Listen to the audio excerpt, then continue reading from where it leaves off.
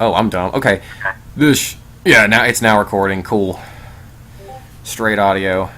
Okay. Because the wife and I, we tend to use language pretty freely, so I will try to control it. I mean, we do have a small child now, so it's just good practice, but it may slip out. Uh, Greatest moment of pride is my son telling me to clean up my shit. I was like, I'm a good mom. Bitch, what you tell? Mom, you're full of shit, Mom. I'm sorry. Yeah, Lily has muttered expletives occasionally when she was playing Overwatch. She saw Mama do it. Right? Like, it's hard to be too mad because it's so cute. Well, she's catching herself now. Anyway, whenever you're ready, man. I'm cool. All right. Let's go ahead and get started then. It is the eve before battle. Will be joined with the Roman legions. Your tribe, called Picked by the Enemy, has made camp well outside the city of Cataractonium. Having journeyed for many days, you and your countrymen are exhausted. Nevertheless, the tribe's chieftain, the war chieftain, Syniad, son of Elphin, seems overeager to strike on the morrow. There are rumblings throughout the camp that Syniad has consulted with some of the druids native to this land, and a narrow window has opened to strike at the city while Rome's legions are elsewhere occupied. Thus, even depleted, you press on. What kind of things would you guys do to prepare yourself in the evening before a battle is joined? Well, Callum would he would be putting on war paint and going through this just ritualistic kind of these ritualistic motions of getting prepared. He's very like he treats battle as like almost like a sacred thing. That he has these tattoos that he has covered himself with, and others as well.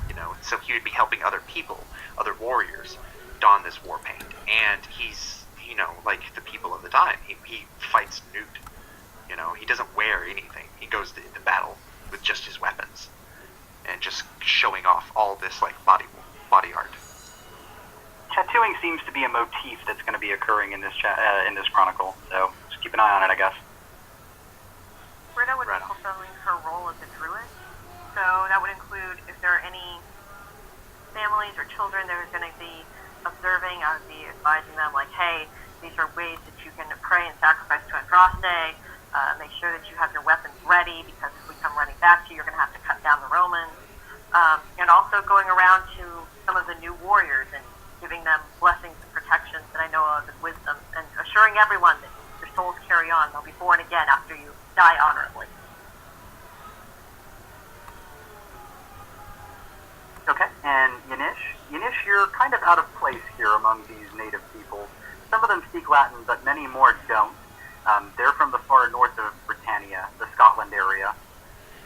How would you be preparing for battle? And moreover, do you retain your Roman fighting style? Would you don their armor? That's an excellent question, actually. Yes. I would wear the armor, the metal, but I would not wear the insignias, because the actual armor itself is actually pretty. It can withstand a small ballista to the direct on, because it's very well made. But I would not wear any of the insignias. What I would do is I would have my small bowl of oil, and I'd have my head covered, and I'd be saying my prayers to Yahweh, and just before battle to bless me in battle. And around you, other warriors are laughing and snickering, talking in another language you don't understand, as you slowly polish the armor and issue your prayers to gods they don't recognize. Dad, watch me fight, boys. I'll continue on. I completely ignore them. Let's see. As a druid, I would be in charge of making sure all the factions are working together, so I would probably come by and make sure that you're well situated and wish you the blessings of Andraste in the battle ahead. Can't afford to lose friends right now. Maybe, but we are dealing with perhaps 1,000 of these Pictish tribesmen. You guys do fight in overwhelming force when it comes to battling the Romans. So maybe you run into him, but maybe you don't. You have quite many people to administer to. Oh, I didn't know we had such a large force. Go Zerg. Now, there is one more thing I will attempt to do, and this is pretty much basically be from the guerrilla training, is that I would, if possible, attempt to survey the surrounding area, observe any high ground, low ground, difficulty of terrain, if it's brush, if it's foliage, if it's rock, anything that could possibly use as a advantage, skirmish point, things of that nature. Okay.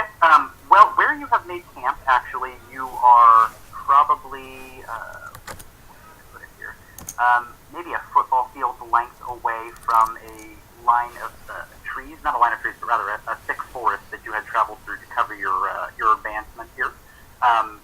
The way ahead of you is dotted by roads leading into the town of what was it called here? Cataractonium. Beyond those trees is a river you fjorded to reach this area here, and then to the east and the west there are thick hills, not mountains, but very tall hills from which you could approach. This is a fairly defensible position, and you have the ability to flee into the tree line. Okay. Add a character. Well, I mean, we're all. I mean, Light is a bit of a commodity right now. You have intentionally shown up on the night of a new moon, cool. And your camp does not have campfires intentionally to hide your approach. Quick now. Sorry, I get weird. Like I like to play like a lot of war games. Is there any map, or is this like we're gonna try to do this as best we can through Mind's Eye? It's Mind's Eye for right now. If you have a good solution for doing it over Discord, map-wise, we can try and do that. But for right now, it's just Mind's Eye for the session. If it helps. Sure. I'm a huge fan of maps. I can bust out a map and some wet erase markers real quick. We can snap pictures every turn from over here. I don't care. I'll do it. If it helps, you can open up Google Maps. Mm-hmm. This place is located what's now like North Yorkshire. So you get an idea where in the island it is. North Yorkshire. Yeah. There's actually a wiki page for this city too. Okay. Let's see, images. Okay. That's the wiki. Just to give you kind of idea like where it's located on the island. Ooh, like how far north perfect. you are. Okay, so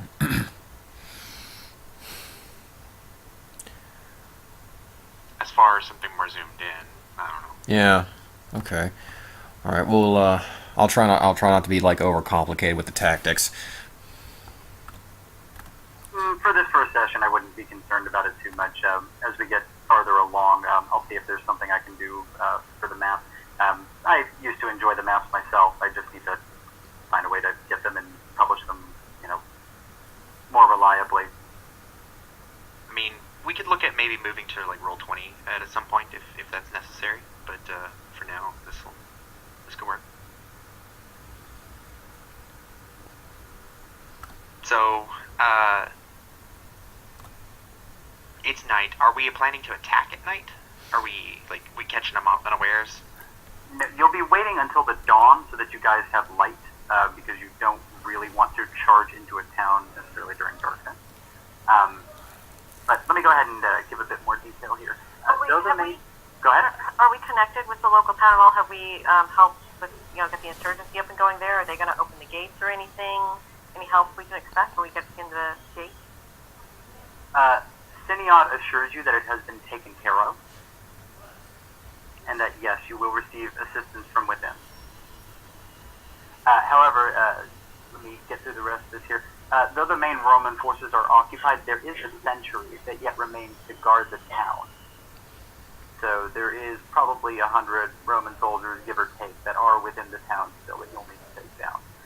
So when the fighting breaks out, the townspeople may not necessarily charge in there until you reach the gates of the town itself.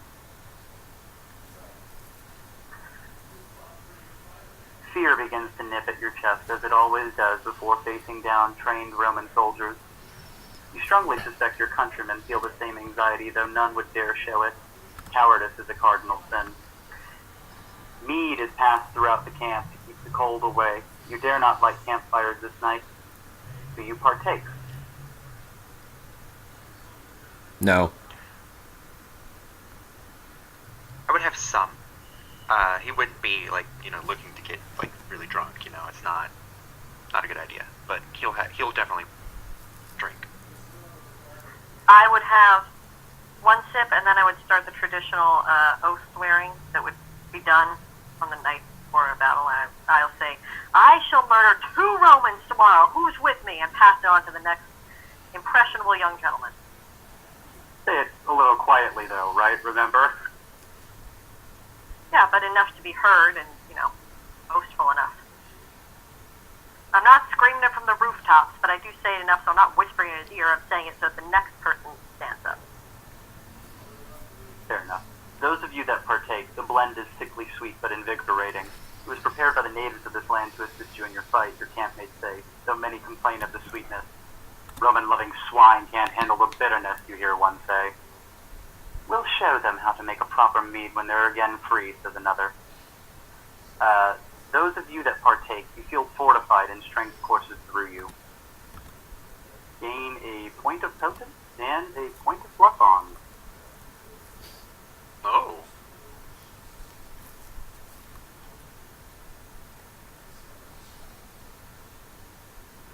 Quick question. If we're gonna be rolling tonight, will we be using our sheets as they are before we get turned, or? You'll be using them as they are before you get turned if you end up doing any rolling tonight, although most of the rolling is going to be against you. Okay, that's cool. That's not something you want to hear from the storyteller. Most of the rolling is going to be against you. Yeah, don't worry about it. Don't worry about it. You're just gonna die. I mean, though, I guess you have to die to be a vampire, so. Yeah, I mean, you didn't think we were going to get out of this alive, right? Like, that's not how you become vampires, Andrew.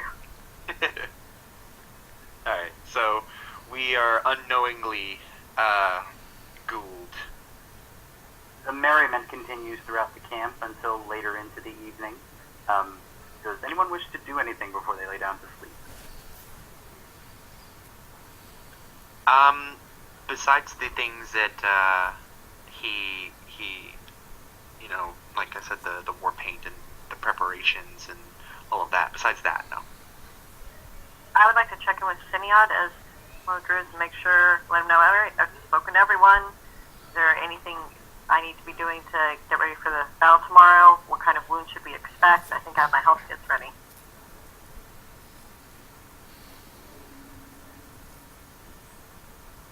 Just kind of a general, check-in with him before Oddly I enough, for the night. Peniod is absent. What? Perhaps you just can't find him among the crowd. Alright, fair enough. Not like it's a Roman camp where it's evenly laid out. I'll spend a fair amount of time looking and then retire to a point of rest. Alright then. As you all lay your heads down to sleep, and sleep you do, you awaken to a sharp cry. Rising up, you see fire raining down upon you from the sky, illuminating what was a moonless night. You scramble to stand and grab your weapon as flaming arrows land mere feet away from you and your bunkmates. Now illuminated against the darkness, Roman pylons begin to fall as well. I call my armsmen to order, and I say, attack those filthy Roman dogs, and I attempt to find a way to stick to the shadows and get my first Many kill. are still rising from their sleep, more are screaming out in agony as the pylons fall. If you wish to dodge these, you will need to roll a dex dodge. So not dex dodge, dex athletic. Yeah, it's athletics and 20th anniversary. So Callum would, he probably wouldn't be very well rested. Definitely considering sleep is being interrupted, but also because that pre-flight exhaustion. jitters. What's that? And the prior exhaustion of the long march here. Yeah, all that combined. So he's like waking up, kind of like what, you know.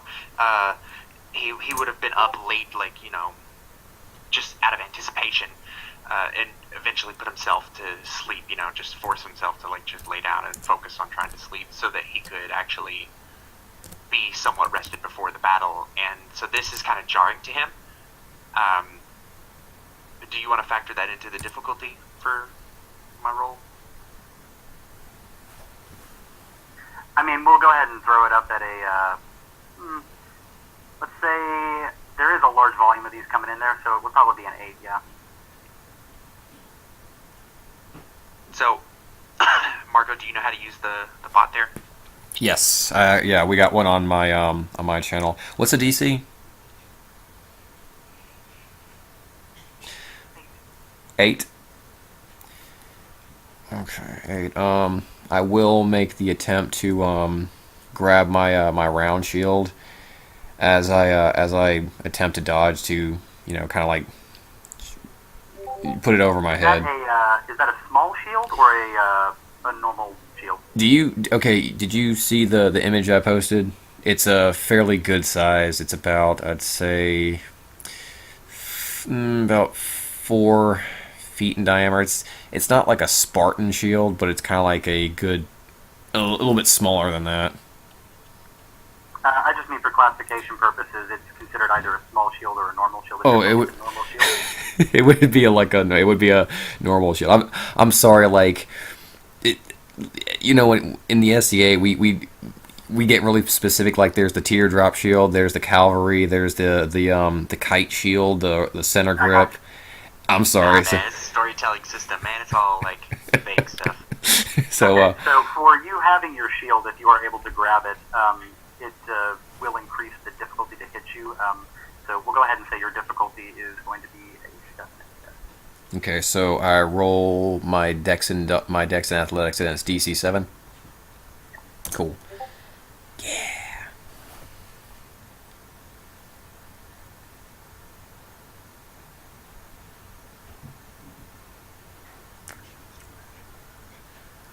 What channel is that in? I'm not seeing it in the channel. I posted it in the role play. Oh, I'm sorry, my fault. Supposed to put in a. Let me fix that. Okay, re-rolling. No, it's fine. I can do it in this channel. That's all right. Just move it to the next channel next time. All right, so you got 2 successes. All right, anybody that got a single success avoids the damage. Cool. I had 3. All right, looks like everyone manages to dodge. It's an A giant of a woman screams before taking a pylon to the throat. She falls, gurgling as steam begins to issue forth from the wound. Damn cowards attacking us at night, you hear Stiniod's voice at a great distance. Romans rarely attack during the night. This doesn't make sense. How did they get here so quickly? How did they fire upon your camp in pitch darkness with such precision? To the trees embrace! They will protect us from the spears! Go ahead and roll initiative, guys. That is Dex plus Wits. Don't include Celerity if anyone has any. And it's a D10.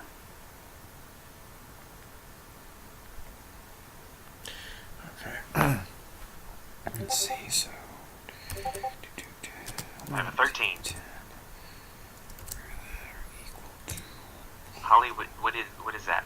No, Holly, it's just it's 1d10, and then we're adding the sum of your Dex and Wits. That is so stupid. Alright, hold on. Not. Yeah, it is. There's no other roll in here. It's always just roll a Are you serious? Alright, look at that. Whole 7 points, huh? I haven't had my coffee yet.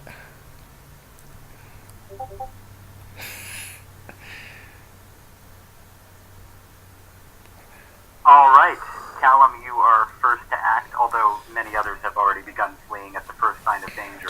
So ahead of you, tribesmen are running away. What do you do?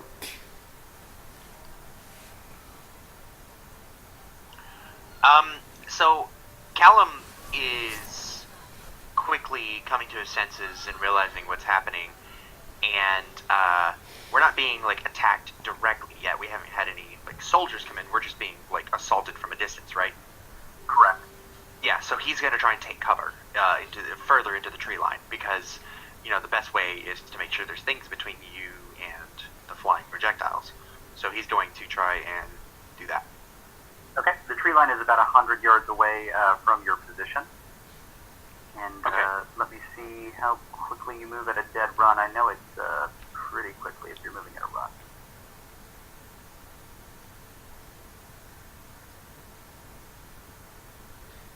Remember, I had so much trouble finding that.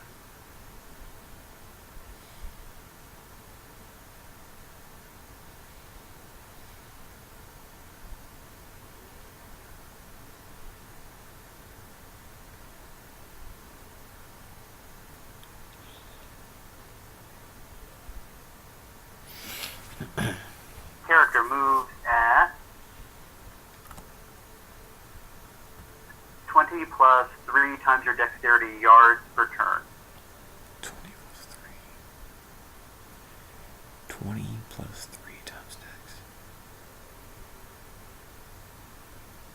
Okay, well, I have 4 dexterity, so it's 12, so 32 yards. Okay, so at your current rate, it will take you about 3 rounds to make it to the trees. Okay, he's So you just. Is there any kind of terrain that I have to like roll for, like trying to cross?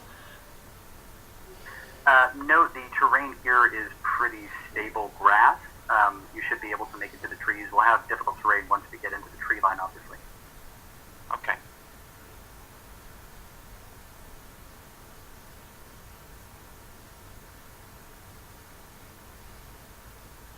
All right. And the baby just woke up, so Holly's going to be away for a sec. Okay. So I'm looking at the shields and parrying weapons. They get what's really weird to me is like a normal shield, like you can parry with it, right? You can parry a weapon with it Mm-hmm. at like a standard shield difficulty 6. But a small shield, it's actually difficulty 4. It's easier for you to parry, but you don't impose an attack penalty to enemies. Mm-hmm. Small shield, whereas you impose an attack penalty with a standard shield.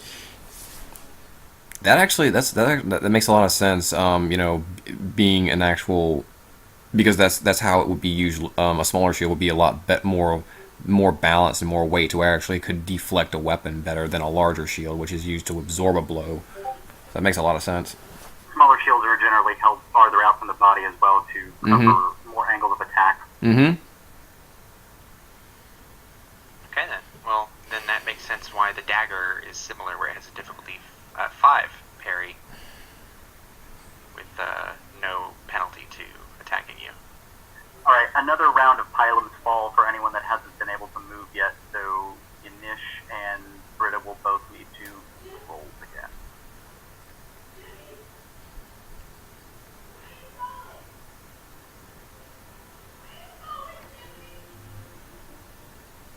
Who is yelling? That's my parents watching TV. Sorry. Oh, the TV. Yeah. If you are still wanting to move towards the tree line after you execute this defensive maneuver, it's going to you're going to need to suffer multiple action penalties. There'll be -1 dice to dodge, and then +1 difficulty as well. Excuse me. I have a quick question. Go ahead.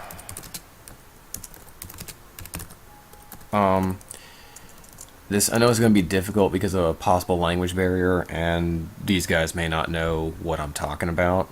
I'm going to attempt to find I would like to attempt to find a area where we can form a shield wall.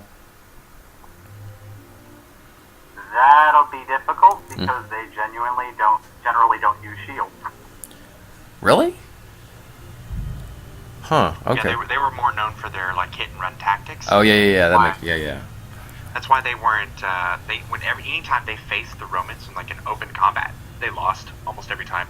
But when they did like guerrilla tactics, they kicked their ass. Yeah. So I can see how that would be your first instinct, though. Like Yanish's like, no, we need to form a shield wall, and everybody else is like, no. What is this wall of shield you speak of? They're like, what? That's crazy. You want to stand there and take it? Some of the more experienced veterans, those that speak Latin, might be able to understand what you're saying, but the main issue would be that they just don't have a whole lot of shields around here. Yeah, that makes sense. You crazy foreigners and your fighting styles. Don't you know you're supposed to be naked and dodge all attacks? No, you just Dr. Manhattan your way through it all. Are you wanting to dodge this or just take a blow? Me? Correct, yeah. Yes, I'll take the blow. Okie doke. Oh, Yes, yeah, you're- I never actually decided what a pylon was. 1 second, let me see how much damage.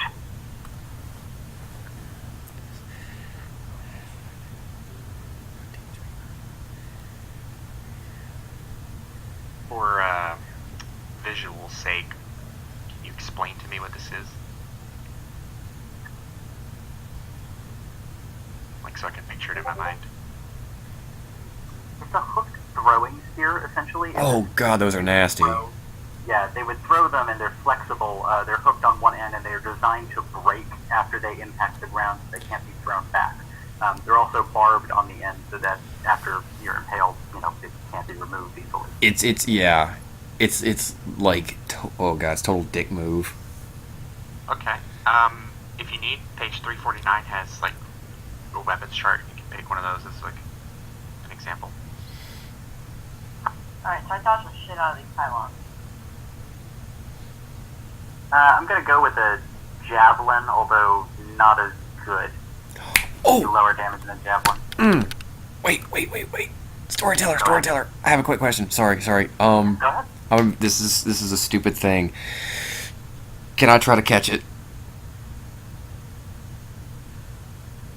Yeah, I mean, DC 10? yeah, the issue is these things come at incredible speeds when they're coming downward, because they throw them at an arc. And it's nighttime. Oh, yeah, that too. I mean, yeah, it would be a DC 10. Cool. So, Dex Athletics. Or maybe even melee. I can do that. I mean, they're the same. They're both.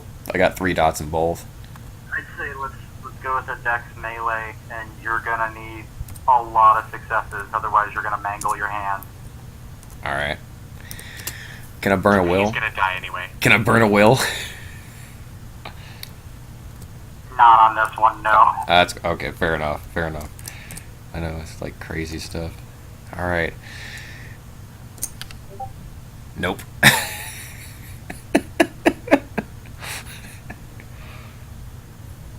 Okay, but, well, we don't have a botch, so that's good.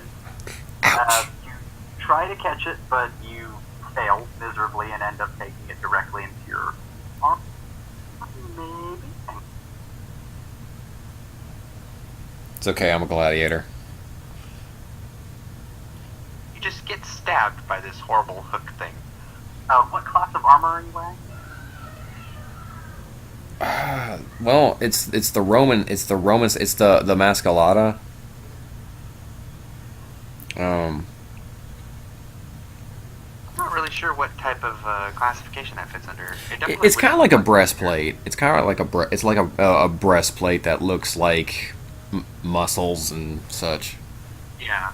So I'm looking at the Probably armor. hard too. That's like cloth and textile armor, though. Oh, for real? Yeah. Class 3 is like composite armors, and then heavy armor is 4, and then like knight's full on, like later on, like knight armor is class 5. Which Probably doesn't- a 3. So that's 3 dice added, and then a dex penalty of 1.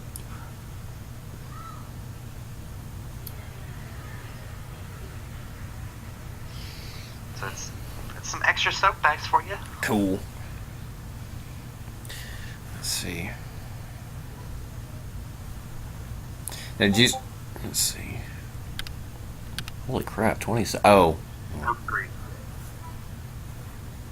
Let's see. Okay. Only your armor applies as its lethal damage. Cool. I believe these things technically penetrate armor too by... That would make sense, yeah. That would make sense. The javelin is 2, so let's say 1. How does armor penetration work? Does it just ignore 1 die? Yeah. So it like subtracts from the total dice that you can roll on your armor. Okay, so you have a dice pool of, looks like 2. Go ahead and so 3, and I guess you take 1 lethal right away.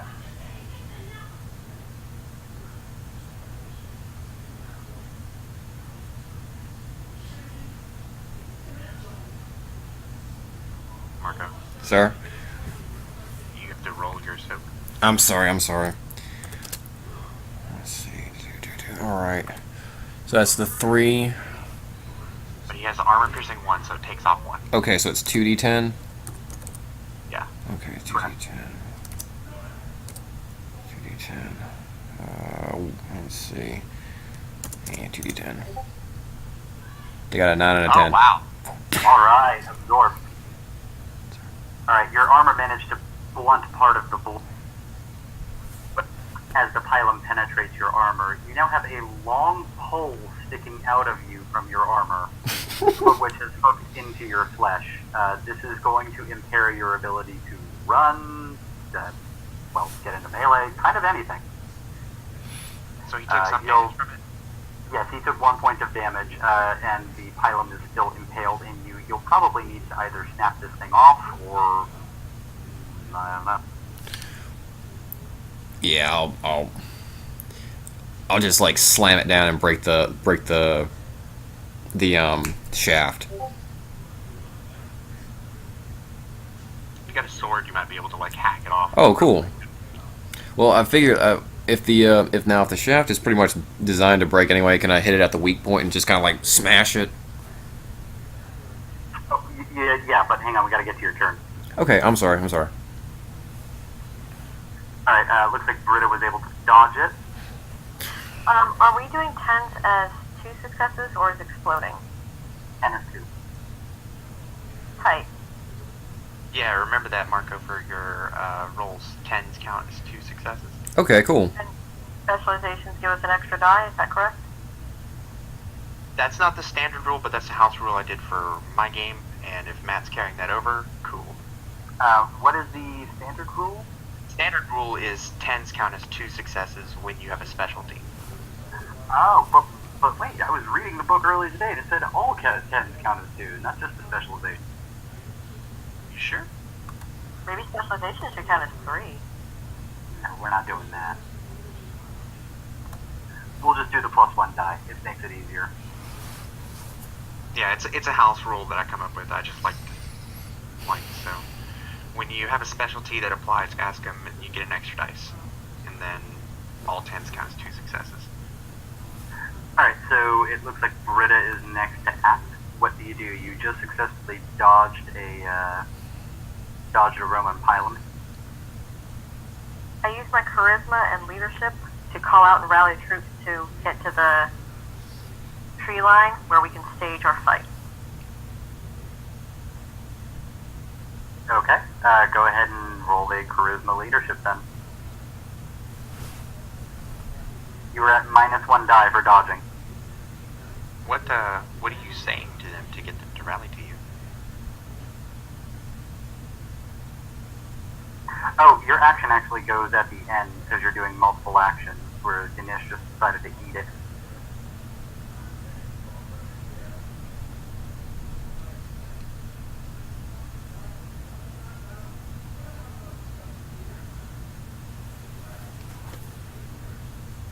So what's Okay. next? Oh, actually, he tried to grab the pylon, I forgot, so no, it is Britta. Okay, so for real difficulties, though. Now I get to go? Yes.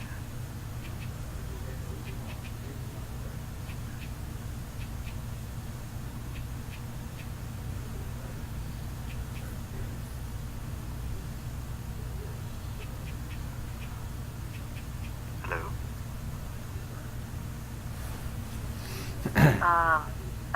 Hey, countrymen, look, the Romans, they're gonna attack us at night. Let's show them what we're made of.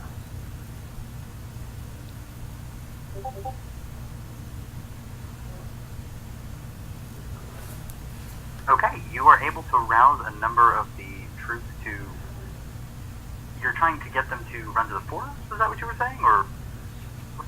Rally to the forest to, stand our ground and murder Romans. Okay.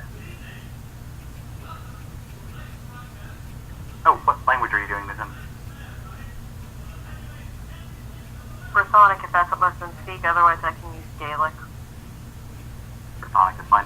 Okay. A number of them turn around and begin heading in an orderly fashion towards the forest, not trampling over one another as the earlier tribesmen were doing.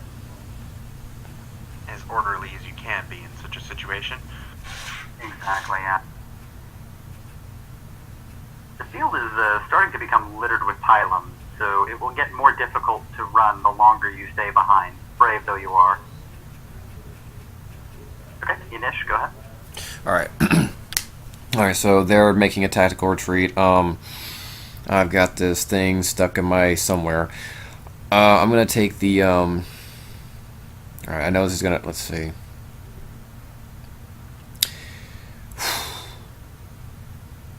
I have an idea. Okay. I'm going to use the hilt or the guard of my gladius to smash the weak point of the spear, and see if I can shatter it off. Let's see. That's a You're doing this with sir. you're doing this with strength then? Correct. Is it just strength or is it strength and melee? Strength. I could allow melee. Strength and melee. Go ahead. Yeah, alrighty. 6. What would my DC be, or does it matter? So I just roll the dice.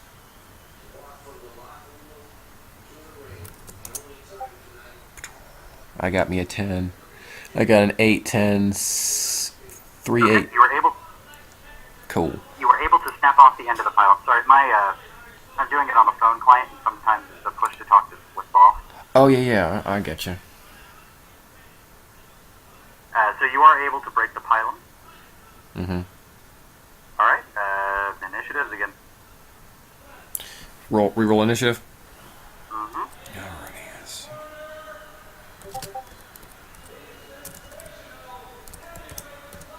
I've got a 10 this time. So do I.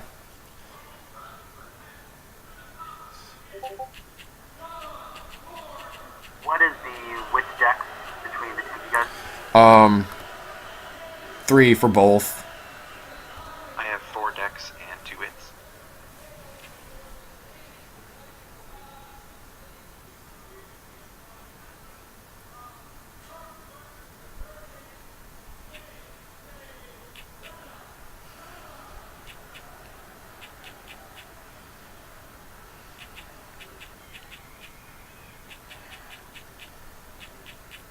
Yeah, I got, you heard me, right? I got 3 in both. I heard you. Okay, I'm sorry. I just needed to repeat it. Okay, so you have 6, and then Andrew has what? I have 4 and 2. So total of 6. Okay. Yeah, we rolled the exact same thing. All right. We can either continue to roll stupid tiebreakers, or you two can just decide who goes first. He can go first. Okay. Doesn't matter. The actions are effectively simultaneous. So, who's first? Britta.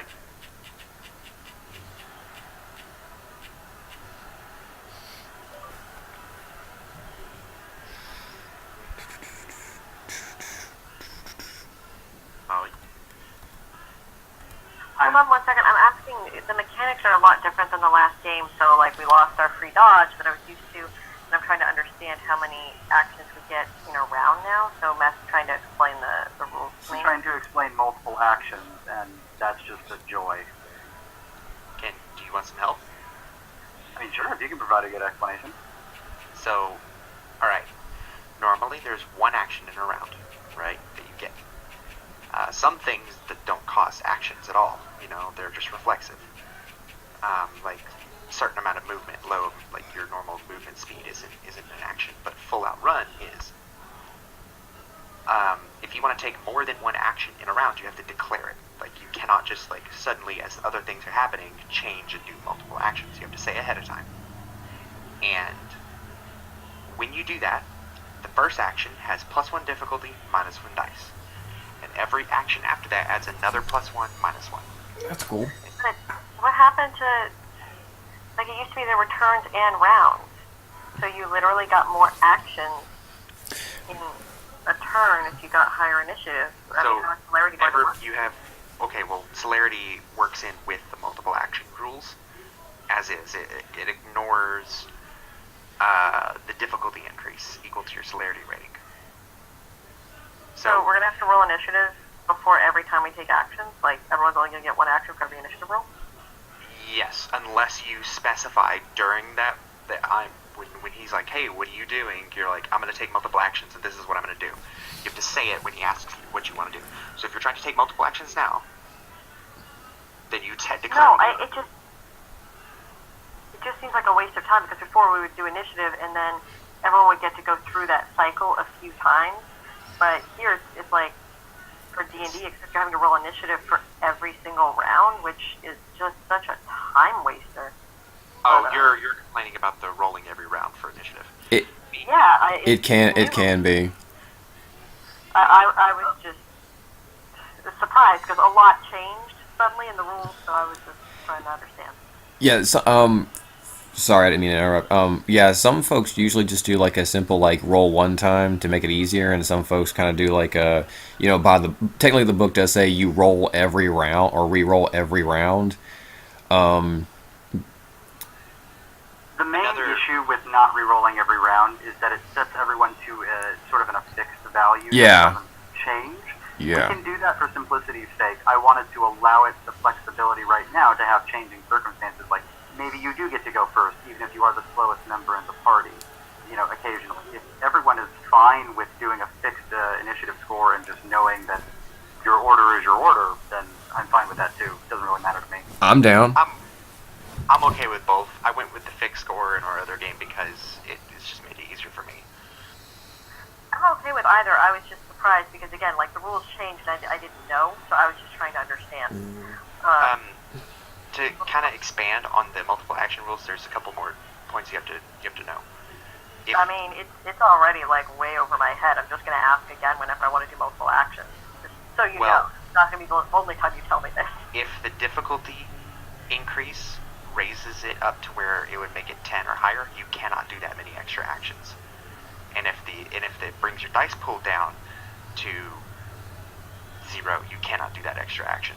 So you're limited by the number of extra actions you can declare by whatever your dice pool or difficulty increase would go up to.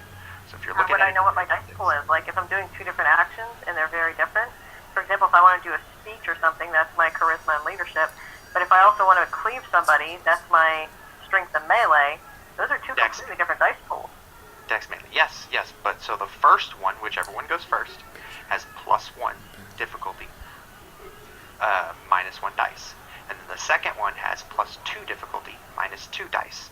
And so on and so forth. And if either one of the, when that difficulty gets to 10, or when you drop to 0 dice on your pools, it's done. Alright, thank you guys, appreciate it.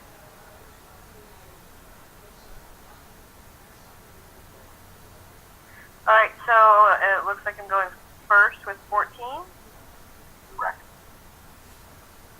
Do I need to split my dice pool if I want to get to the tree line, then turn around and see if I can spot where the Romans are or if they're approaching? Or can I do that all in one action? That depends. The issue is that you're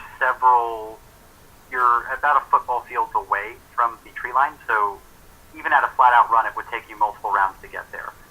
Yeah, I did a flat-out run. I'm not there yet. Fine, I'll do a flat-out run then. That's Dex Athletics? I just had this open. Hang on.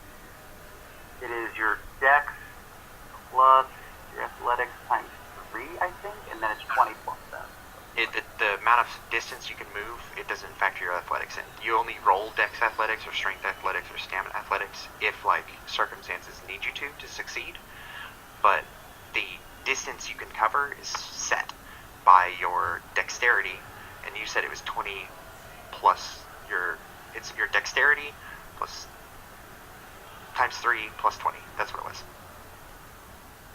Okay, so I can travel 29 yards. So Here it is. It's on page 333. I'm sure we're going to have to come back to this eventually, so everyone keep note of it.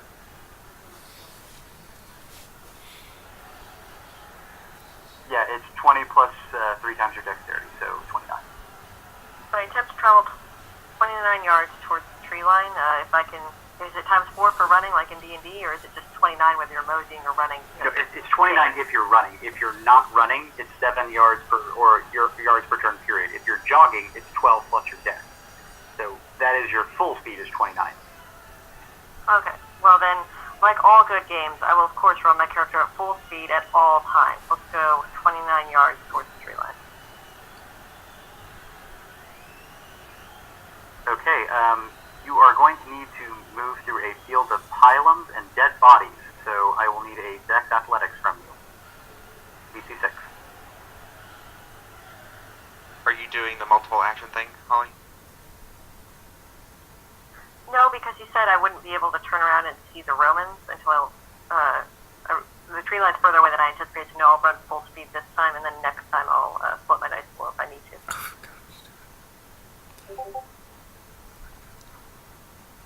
Okay, that'll do it. You're able to dip and weave through the pylons and bodies, making it farther along the way. Next up is Callum. I'm continuing.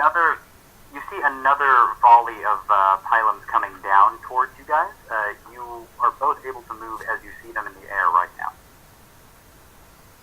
So they're moving on a 10-2. Yeah, I'm continuing with my run towards the tree line, trying to get out of the get behind some sort of cover so that I can better, protect myself before, like, waiting. My goal is to get to the tree line to take some sort of cover so that we can then wait to attack them properly. I don't want to be caught out here getting stabbed up. Okay, you're far enough away from the main barrage. You don't have to dodge any pylons. Yanish, what do you do? All right.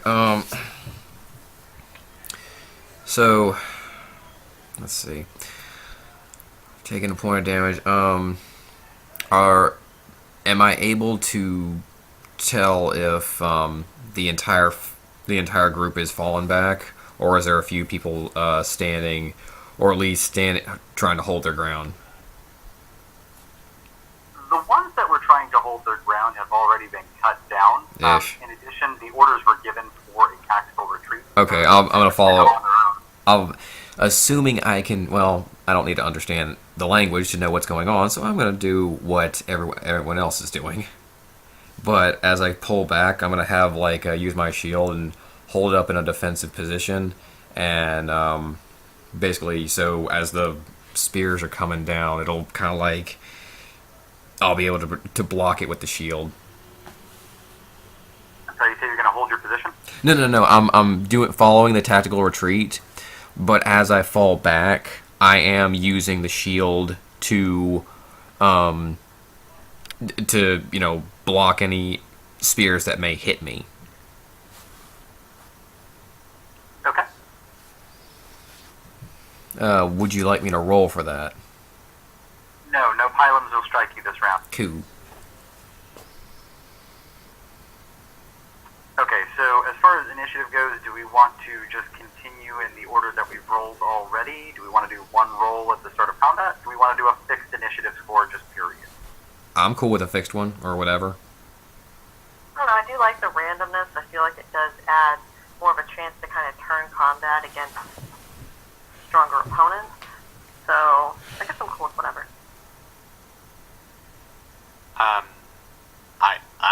Any of the above. So it sounds to me like Holly wants to do where we roll and then just keep that.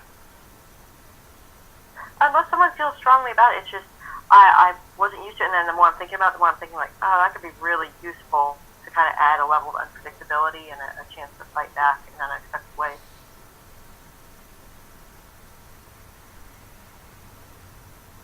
So what do you think, Matt? I don't know. I'm thinking maybe a middle solution where we do it for like 5 turns maybe and then a reroll. Because both of them have their advantages, although rolling every single time is pretty... I don't know. I feel like if we do something like that, we're gonna forget, we're gonna miscount sometimes or something like that, and it'll just end up being more of a hassle than if we're just doing it every round. That's true. Alright, well, let's keep doing it for every round this session, and then if we decide it's cumbersome, we can switch. Okay, that works for me. Alright, go ahead and roll another round, guys.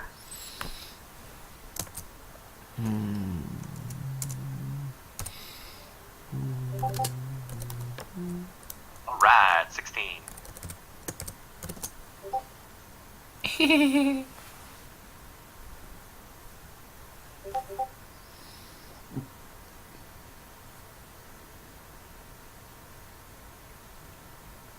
So, getting to your feet is apparently something that you can do without a roll if you're taking your full turn to do it. But if you want to do that while doing other actions, it's a Dexterity Athletics difficulty 4 roll. Yep. Alright, Callum, your first act again.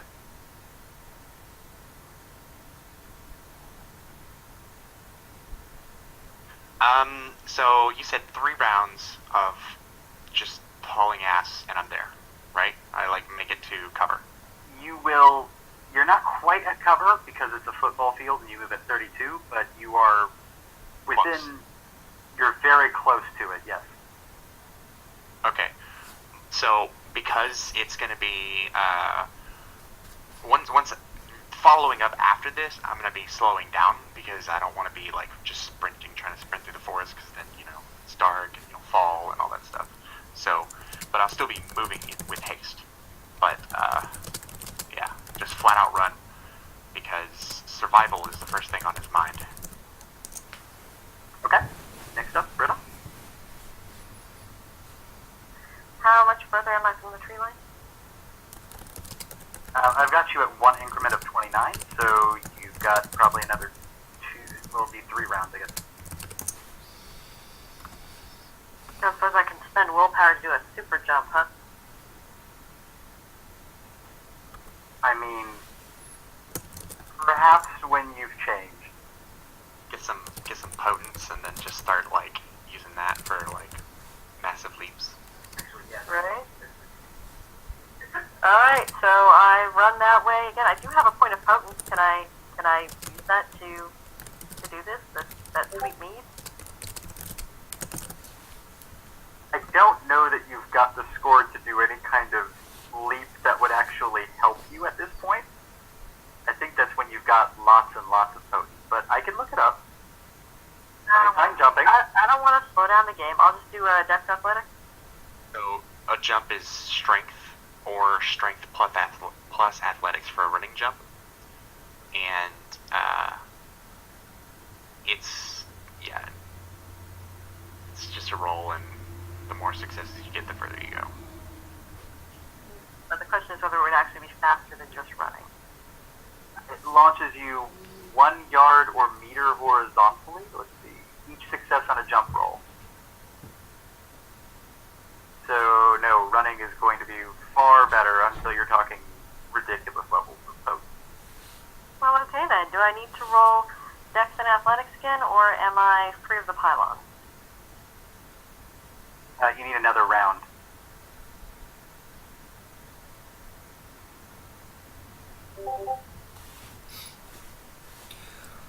Oh, not good. No, one success is all we need. Okay, so you're able to dodge through the fallen bodies and pylons. The rate of the pylons has slowed down dramatically at this point. Generally, the Roman legionnaires would only carry 2, sometimes 3 in this case. It looks like 3 volleys have been fired, so only the last stragglers are coming through now. free action, can I call that out? That they're running out. They're going to come for us soon. Prepare your arms. Yeah, that's fine.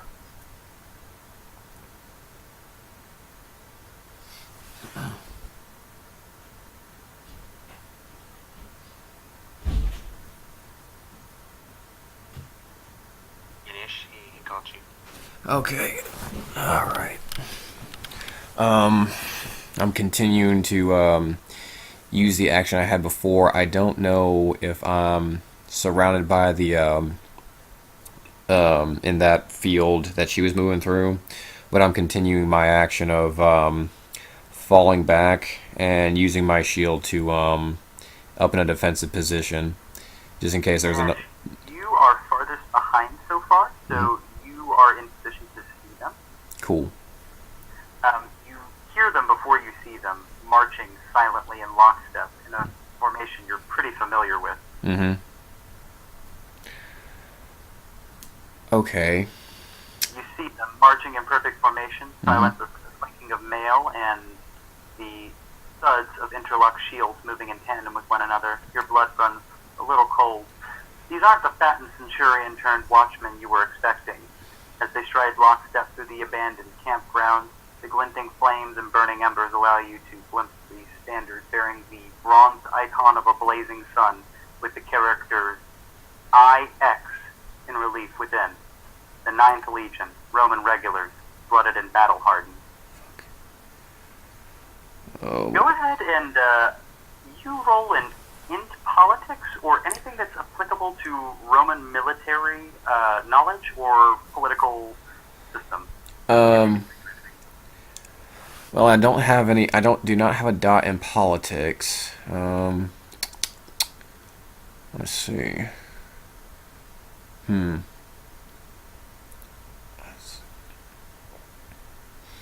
There's the brawl. I've got a dot in law. I don't know if I can use that at all, but I doubt it. Okay. We roll one dash. I can let you use law, and if you succeed, you'll see why. Cool. All right. Go ahead and roll it against the DC of 6. It was a pretty big event. Okay. Stupid question. Considering possible like insider knowledge, would I be able to would that lower the difficulty or just keep it at a 6? The only reason you can roll is insider knowledge. Oh, cool. All right, let's see what we got here. And nope, I don't know nothing. You remember hearing about the 9th Legion during your time in Rome. There was some big to-do about it, but you're not quite sure what happened. That's actually a botch. Yeah, it is. Oh, I'm sorry. Yeah, I forgot to put the F1. 6F1. Yeah. You think they returned and staged a triumph? You're not entirely sure. Like, it's like staring at it for a second.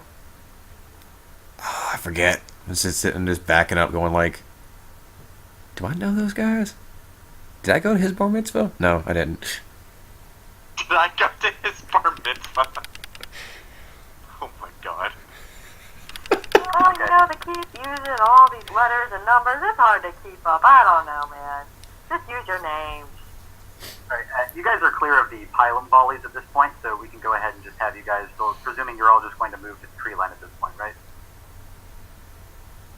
Yeah, so once I get to the tree line and slow down, move into the trees, and take better cover, and I'm waiting for, like, the retreat of the rest, catching my breath, because, you know, we don't want to fight them, and when we're caught off guard like that, we need to regroup real quick, and just do what we can. Where's your father? Yeah, I'm looking for him, actually, like seeing if he's making it, you know? Did he get caught? Thankfully, You know, he looking got around. to the tree line before you. You Oh. see him as you approach the tree line.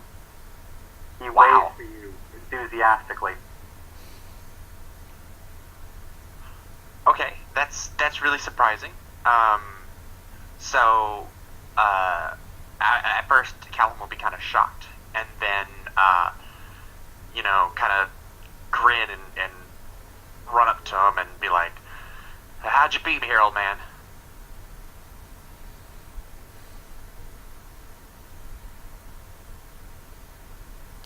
I ran at the first sign of trouble, he says, shamefaced.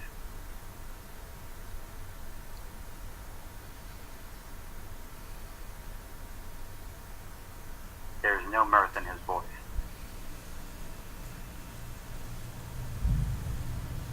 So Callum kind of he doesn't feel like he has time to like console him, you know.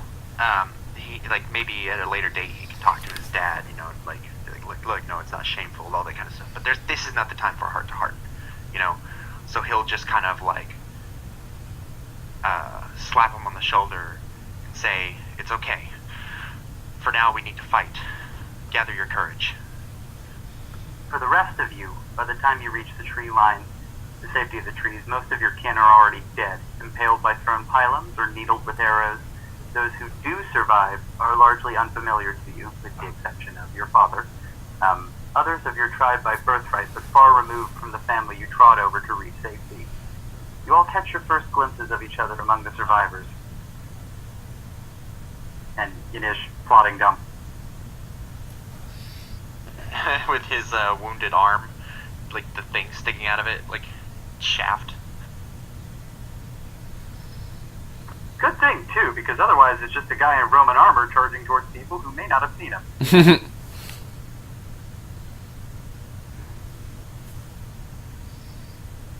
I think, you know, we would have heard about the one, like, the foreigner, you know, right?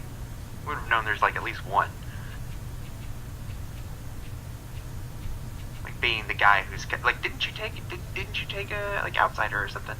I think that I didn't take outsider, but I think I did. I think I did make a spectacle of myself earlier when people were mocking me for doing my prayers. Okay, the rest of you, as you were sitting at the tree line trying to reorganize yourselves, see what Yanish saw earlier. I can reread it again if need be. Essentially, these are Roman regulars, blooded and battle-hardened. Panic begins to grip everyone around you as they start to realize the same things you are, that this is an entire legion. This is not a century. These are not fattened guardsmen. These are blooded warriors. Go ahead and roll courage. All of us. Yes. Cool. Well, not you.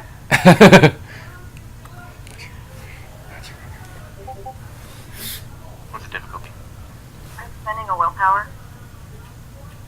Let's say 7. Alright, I have 3 successes. Okay, you are all able to stand your ground despite your not your kinsmen, your tribesmen fleeing all around you deeper into the woods. The 9th Legion will advance into melee range in probably around 5 rounds here.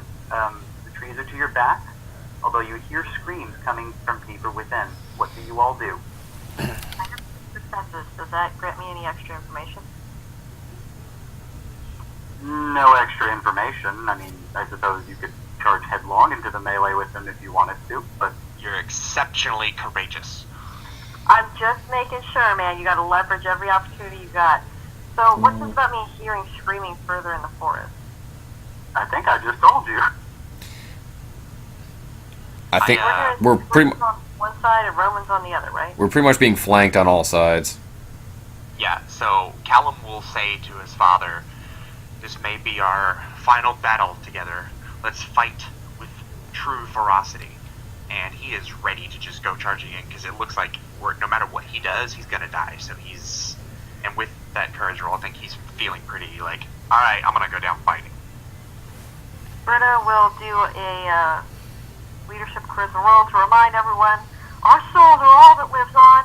Let us take down as many Romans as we can. And then I charge forward with my blade carved in hand. You're charging not into the trees, you're charging into the melee?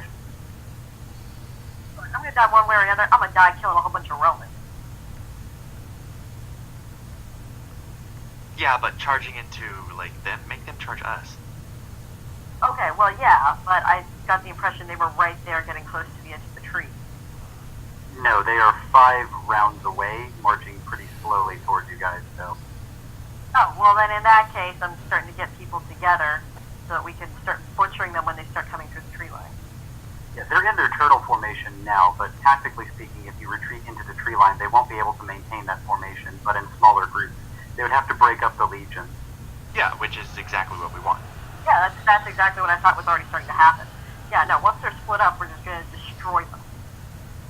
Well, I mean, numbers. Trust me, that's what's going to happen. No, we got this. Everyone just has to kill 100, 200 people per person. Don't let the team down, okay? So we're clear then, you are not charging into the tortoise formation of a Roman legion by yourself. That is correct. I thought they were at the tree line, already broken from their formation. I will wait for them to break their formation to murder them all. They won't break their formation at the tree line's edge. You will need to advance deeper into the forest to get them to do that. Otherwise, we'll just hit the tree line's edge in their formation. Then I will take that action. Yeah, that's what we're doing. That's, I think, as a society of people who fight like that, we are all, like, instinctually trying to do. Yeah, I just thought the situation was different. But yes, I'm working with others to set up a situation where we can just demolish them. We're climbing into trees, getting situations in place. Okay, so you guys are all heading into the tree line on the first round then? Excuse me. I have a quick question. Now I know that we had like low fires and all that. Do we have any oil that I'm aware of? Sorry, didn't you say you were carrying oil? You used oil. It was like anointment oil. I'm talking about like maybe like is there like a larger source of oil? It might have been left behind when we fled to the trees. Yeah, okay, that makes sense. I know I had a thought to set to kick a thing over and throw some embers on it to make a little burn to hold off the centurions for a little bit. No, we're properly fucked here. Yeah, cool. Okay, into the trees. All right, I'll find a spot into some brush, and I'll try to conceal myself and just prepare for like hold that point and go from there. Okay, so everyone's heading into the trees then. You flee deeper into the forest behind you. You know you can probably lose your pursuers here if you only move fast enough to break through towards the other side. You move swiftly, unencumbered by the heavy mail that your enemies wear. However, there are a number of roots and brush throughout this area, so everyone go ahead and make either balance or athletics check, not balance check, not nice. Dex athletics. That's excellent. Okay. Remember, you have a dice penalty from your armor. Correct. Me? Yes. Cool. We're just looking for 1/6. Let's see. Is it the dice penalty? Does it raise the DC or does it lower my dice pool? Lowers your dice pool. Cool. So that's a 5. Alright, so I have 3 successes. I got 1. One's all we need, so you guys are able to move through it. Alright, we will go ahead and go to Callum's viewpoint right now, because you're all taking up different vantage points. Callum, what's your father's name, by the way? Do you have a name for him? I hadn't settled on anything. The way I read the backstory, he's gonna die pretty quick, so whatever you want to give him. Okay, let's call him Dressed. The names for this period are actually pretty difficult to look up, so that's more of an Old English name, but we'll let it slide, huh? Sure, yeah, I was having trouble finding names of the era, too. Guide your father, older as he is, through the brush deftly through the forest, and that's when you see him. A radiance in the darkness, glowing with an inner light, a figure wearing a strange hat and armor far lighter than the legionnaires that stride effortlessly through the brush and gnarled roots. Blinking away the brightness of the light, you see that he's moved the entire length of your view, pouncing upon one of the tribesmen whose resolve was slightly less than your own. The tribesman opens his mouth in a silent scream as the radiant, swarthy man buries his head in the neck of the tribesman. In seconds, the tribesman drops to the floor. The swarthy man cocks his head at the body quizzically and spits blood on the corpse. Too cowardly, the voice echoes, the trees themselves seeming to ripple and sway to carry his discontent.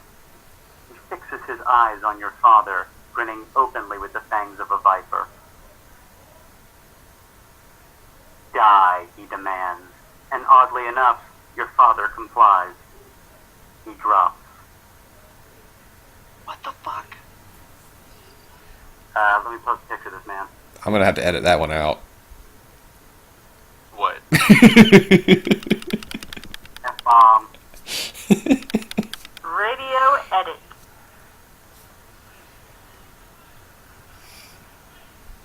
I mean, he just told him to die, and it happens. You know, that's some dark magic shit. Man, if I had that power in the day-to-day, oof, my job would be very different.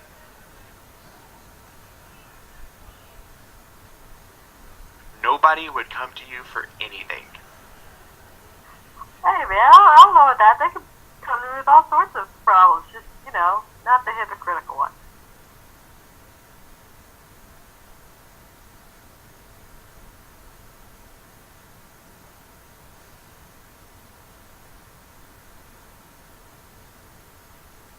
You having trouble with the picture, Matt?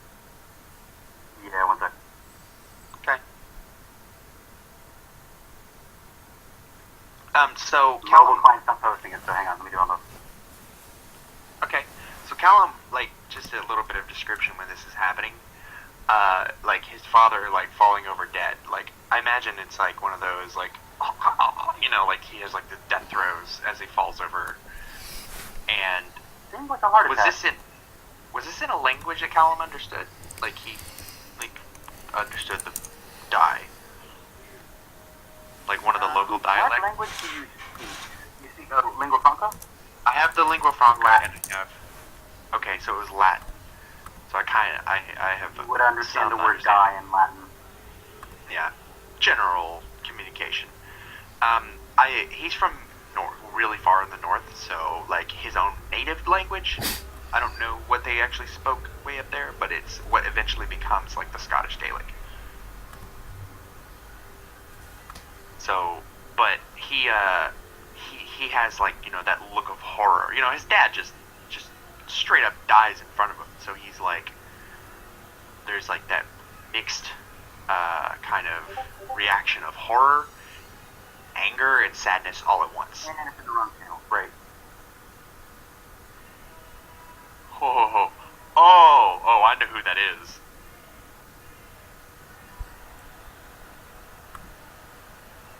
Okay. I mean, you could post it in another channel and delete it from there if you wanted. Yeah, I will. I'll delete it later. Anyways, Okay. that's the man with the funny hat.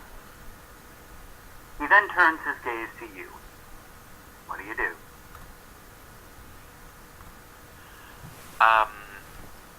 So he do I need to roll courage to do anything to attack him in any way? Because I feel he would Yes, be, you do. like I said. Okay, so I'm gonna do that to see if I can even take action here.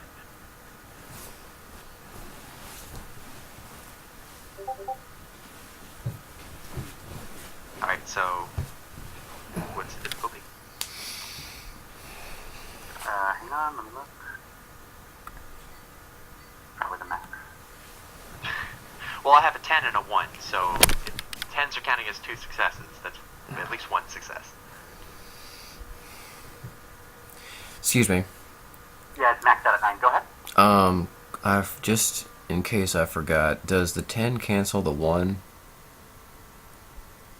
No, so 10 counts as 2 successes, 1 subtracts 1 success. So Okay.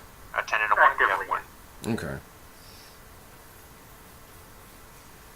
So it sort of cancels it. But not halfway. really. I mean, in the normal rules, there's no cancellation there at all. Mm-hmm. So it makes you a little bit more likely to succeed at things this way. It's kind of why I liked it. Okay, you are able to act. What do you do? Okay, so like I said, there's that a wash of emotions that come over him, and one of the key ones there is just anger. So, despite this person's like whatever crazy thing he just did, this evil magic, he's still going to he's gonna attack. Like, it's his dad, you know, so he's going forward with the sword in hand. Okay. You want to close the distance with him, you'll need to... Well, you were right next to your father. He had closed far enough away, so I'll say you can get to him in time to make an attack at him. Go ahead and roll an attack. You have a fat chance it's gonna do anything.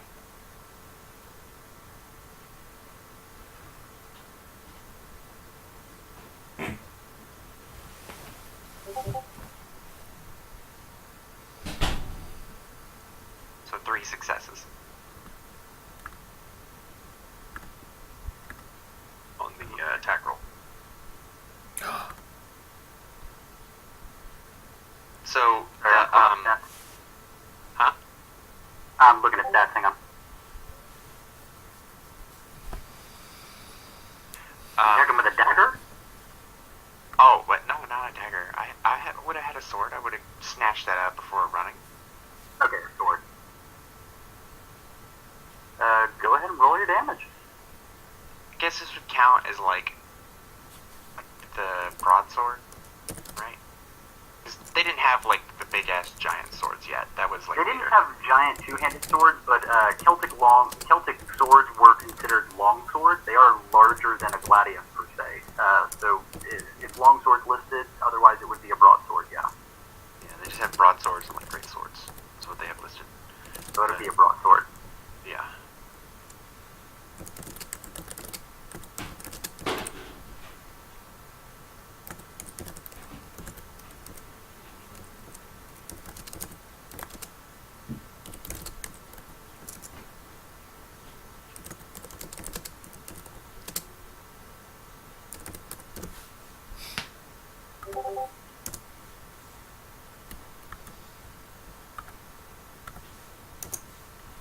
Alright, so 6 successes. Nice. I'm probably not gonna even touch him. Like, I got a good roll there because the potence dice adding to damage, and I have 3 strength naturally, and there was 3 successes on the attack roll, so it's a 2 damage dice weapon, so that's the total pool, so it's pretty decent. But considering like circumstances, what this thing is, yeah. But I'm trying. I'm swinging, and this would fell a human. He's going in full strength. In fact, my sword might even break on this guy, considering who he is. What is, I'm sorry, how many successes did you have? 6. Oh, I'm in the wrong channel. That's me. Being the good DM.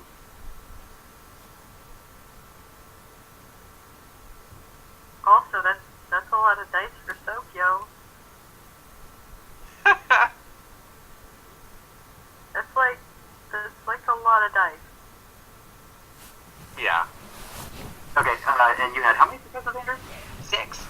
Okay, yep, the sword breaks. You knew it was coming. Yeah, I mean, come Your on. father lies crumpled at your feet, and now your father's sword is shattered. Your family's pride. Here, you have him right where you want him. Get him now. Strike! Barbarian rage.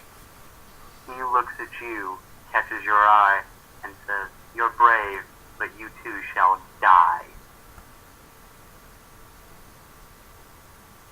Good die.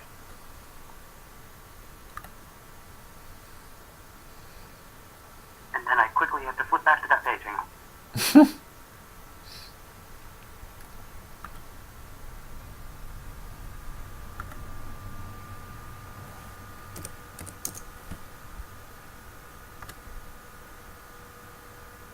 Classic maneuver, introducing the villain right at the start.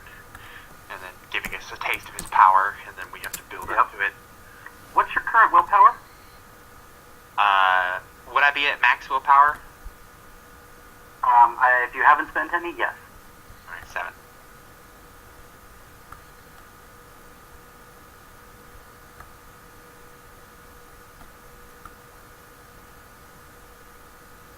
I'm a willful guy.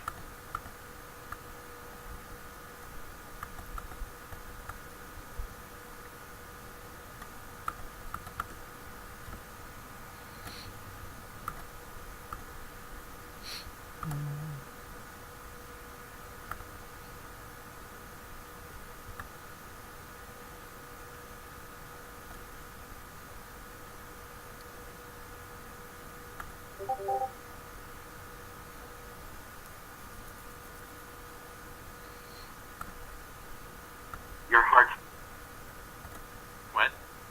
your heart stops. Power word kill. So what's your next character going to be? This is it. This is how it starts. Great game, babe. Loved it. Awesome. You gotta die to be a vampire. I know, but generally you get bitten by a vampire. That's usually how that goes. I've never heard of it being done this way. Technically, all they have to do is you have to be dead, and they have to just give you some of their vitae, and then Yeah, and it has to be like recently after death. You can't be like rotting already. yeah, you gotta be fresh. So It is true. One time we turned someone, they died from a whole bunch of machine gun bullets, so they just slit their wrist and just sprinkled it on them like a freaking like a sprinkler system, and just put vitae all over the wounds, and they popped Yeah. up as a vampire. Works great. yeah. Okay, Yanish, you are one of the last ones into the brush, and you're taking up defensive positions to cover those running ahead of you, largely because you have a shield to hide behind. I'm I imagining. I have a slight change in my tactics. I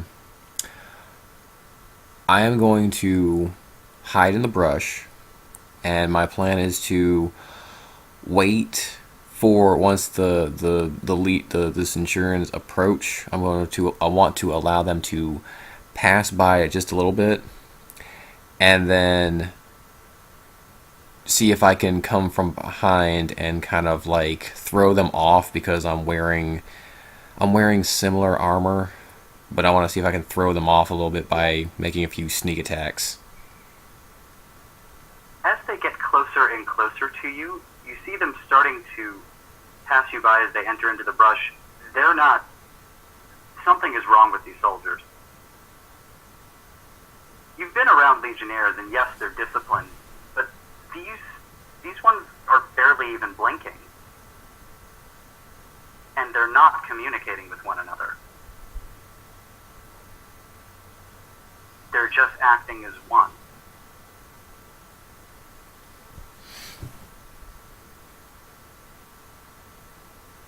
It gives you pause for a moment. Do you wish to continue with this? Yep. I hold on. Let me look at my sheet real fast. Let's see. One intelligence. Yep. Okay. Oh, hey, we got that what going. intelligence maybe you don't notice?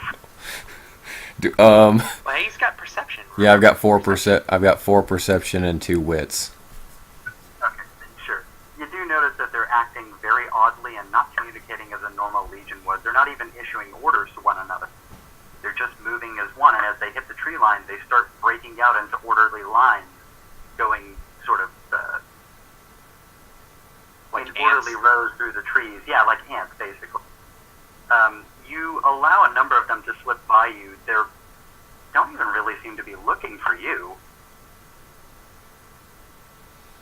All right. You're able to get to the rear of them. Are you going to start attacking? All right.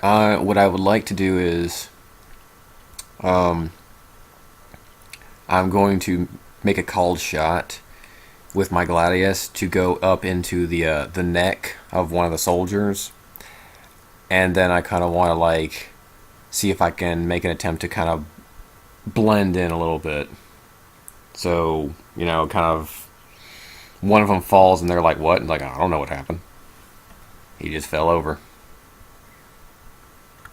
Oh, okay. I kind of see what you're going for here. Okay. First of all, go ahead and make a dex stealth for me. Cool. Yes. This will be multiple actions, so it'll be a dex stealth, and then you'll need to make your attack, and then you'll need to again do either a performance check or another stealth check. Gotcha. Let's see. My stealth is 2. I have no performance. Okay, so let's see. Roll d10. Let's see. The difficulty of this is 5. They really are just not looking for you. And that's with the +1 difficulty. I'm sorry, no, it'll be 6 with the +1 difficulty, and again, -1 on your dice for this. Okay. Hey, you're the one trying to do all the stuff. I know. Yes! Okay. It is the will of Yahweh! And you're going to go ahead and make an attack against him. He is facing the other direction. That is a +2 on your dice pool, I want to say, but let me look. It might be your damage. Flanking? Yeah, but specifically from behind had its own roll. Extra dice to your attack roll. And then from behind is 2. From right? rear is 2, yeah. Okay, so... +2 to your dice pool, but -2 because it's your second action, so cancel out. Okay, so, But because he's aiming for his head, neck. it's like the neck. Yeah. Yeah, well, I mean, it's about the same thing. +3 on your Plus attack. 2 difficulty. Oh, +2? Yeah. +2 from the aiming, and then another 1 from the action, so +3 total. Okay. But it gives him bonus damage. Can I burn a will? Yes, absolutely. Yes! Okay, so, let's see. That is Dex and Melee. I lose 3 dice, or the DC goes up by 3? It goes up by 3. Okay. So... And because you're hitting him from behind, you're not losing any dice on this particular action. Normally you'd be -2 dice. Cool. Alright, equals, and what's my DC? To hit with a glad is just a normal 6, and then you're getting your difficulty modifier for the attack in the neck, which is a +2, right? Yeah, okay, so... It goes up to +3. So that's a... So the difficulty is 9. Yeah. Okay. Oh, come on, man. Let's try that again. It doesn't do the willpower thing. You gotta leave that off. Yeah, alright. I'm gonna cheat here. Yeah. I got a 10. Yeah, well, remember, 10s are 2 successes, so... And I burn a will, so that's 2. So 2 successes. Go ahead and roll your damage. Sorry, got excited. Okay, so damage is straight strength. What's the damage dice on a Gladius? What page is the weapons chart? 349. There's sabers and broadswords and greatswords. It's technically a short sword. Yeah, but they don't have separate stats for that. Right. They just put them all. So I think it's like a +2 damage. Yeah, strength +2, but you also get +1 for the targeting a specific spot. Okay, so that is 3d10. And then your strength, and remember the... Oh wait, you didn't drink the stuff, so you don't have the potence. Right. Now, quick question. Do you guys do as 3d10 and then add 3, or would it be 6d10? Oh, you mean like the successes? Like we just roll the dice. Okay. Yeah, it creates the pool of successes that you can pull from. Okay, so you... Wait, how much strength do you have? I have 3 strength. 3 strength. Mm-hmm. You have 2 successes, so that's 5 dice. Oh, it's fine. Plus Plus 2, the weapon so is 2. Oh. 7 dice you're rolling. Oh, So okay. just Yeah, roll that's... more. Yeah, I was trying to figure that out. Okay. I'll go reroll. Let's see. 70, 10. Badoosh! I think that's 4. 9, 6, 10. -1. Yeah, okay, so that's 3. Alright, 3 points of damage. I mean, it's a dude, so... You are able to cut at his neck, but it does not seem to drop him. turns robotically towards you and draws his own gladius, and around him his fellows turn and draw their gladiuses in unison. Oh no, you are going down. There are 4 attackers. Julius Is it Caesar not black? style. We'll come back to you in a second. The baby's gonna wake up in a second here, so I want to go ahead and do for this scene, and then while she's upstairs, we'll finish up with you. Cool. I'll be right back.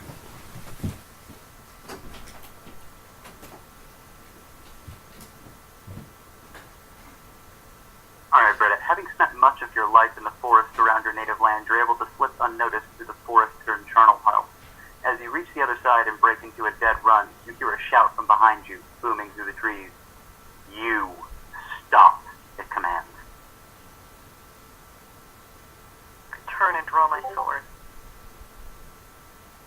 You reflexively turn to face the threat, seeing that the Radiant Man has indeed noticed you and is maybe 10 yards from you, standing at the edge of the trees. It has been long since I've sampled a warrior woman. We've none in my land. Perhaps you can slake my love? None of your friends seem to satisfy, he grins haughtily. Ah, Boudica, he sings. He sighs with feigned mournfulness. Come to me, woman. You shall join me for dinner this eve. His eyes seem to swallow you whole, but your strong will cuts itself out from inside the belly of darkness. I assure you, like many things in this forest, a taste of me is all it will take to slake any thirst you have for the rest of your life. You shall die by my hand, for your bravado, for your foolish pride. The Shining Man's eyes grow wide with fury. You dare, he booms. Come to me. He snarls again through a fanged mouth. I charge at him. I'm gonna cut The this. spirit breaks again, beats back his assault. Then die, insolent whore. Ooh. Making it personal. You ever notice dudes say that whenever you don't sleep with them? Yeah. Your heart flutters, but with a primal growl you force it back into motion. The man sputters, drawing a shining gladius of an unusual metal. Silver, a sacred metal in your face. Just as quickly, the man regains control of himself and sheathes the weapon. Then perhaps you prefer to entertain the Legion. Oh, he's talking a lot for me charging at him with my sword. How far away was he? 10 yards. That's a good point. I mean, that's still a turn. How is he talking with the sword in his mouth? Go ahead and hit him.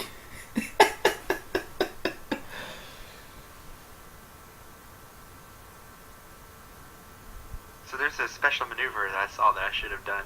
It probably wouldn't have helped at all, but it's called a great blow, where you put all your whole body into an attack, and it gives you +1 difficulty, but you can't take Great any blow? defensive actions. Great blow. Yeah, Holly was just wanting to use that. So it's, can't take any defensive actions, and then I need to look at the maneuver again. I think it's That's +2 fine. damage. I'm going great blow then. Yeah, it's +1 difficulty, +2 damage.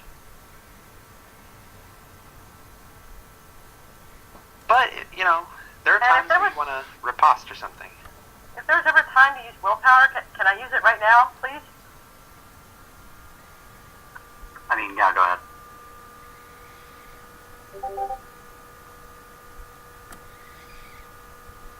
So with Dex Melee, I do not do as well, but I do burn a willpower. Oh, you do need to burn your willpower for those attempts that were used upon you to trigger that iron will you have.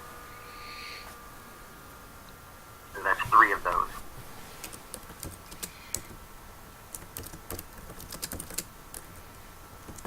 Okay, so it's not great. It's not great, my attack. What can I say? He's a god. What am I supposed to do here? You try to swing your blade at him, but you fall just short. At the last second, you find yourself unwilling to strike at his brilliantness. Oh, I don't think that was it.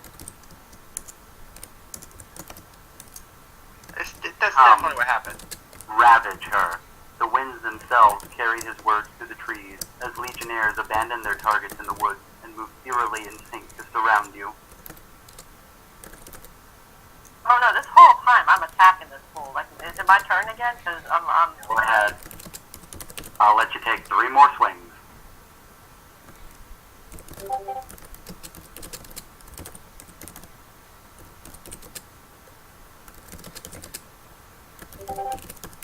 Okay, well, on the second one, your sword just breaks, and not because you hit him, you actually hit the floor. Does he fucking control RNGs? I don't understand. Why is this bot doing this to me? I don't I mean, understand. technically, he does have majesty up, so maybe. Maybe at the last second, you just wanted to hit the floor instead. Hit a rock. You slipped.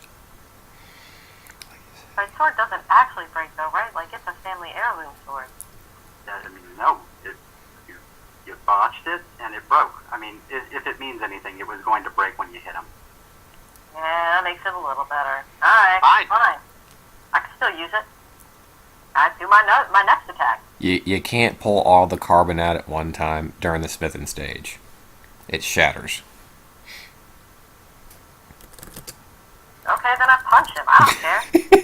That's fine, but at a certain point, you are surrounded by legionnaires. They move eerily in sync and surround you while you're screaming and throwing your fists at this man whose skin is hard as steel. Your hands are beginning to break and bleed as you strike at him in vain. You are brutalized, stabbed, and used by the unblinking legion without a word between them, seeming to take no pleasure in the violation. They don't seem to be feeling or thinking much of anything at all. Though it only takes minutes for you to die, it feels as if an eternity. Your dying screams are your only company. That's pretty horrible. Well, that's, I knew it wasn't going to be a peaceful end going to war with Rome. None of this is going to be peaceful. We're all getting really badly. We're going to have plenty of reason to hate this guy. Yiddish, this is before the Romans abandoned their targets and head for Brita. I just wanted to get hers done first, in case the baby woke up. So for you, you have 4 legionnaires bearing down upon you. Mm-hmm. All right. You know how this ends, but if you would like, we can roll this out. Maybe you do. Maybe you win. Who knows? Why not? Let's do it. All right, roll that initiative, bud. Yes, sir. Oh. So, do you know the difficulty increase for multiple fighters? A lot. 1 for each. Past, I think it's 2. Yeah, if you're fighting more than 2, it's 1 for each. So, anything you do, attacks, defenses, all that stuff is... Okay, so that's a 15 initiative.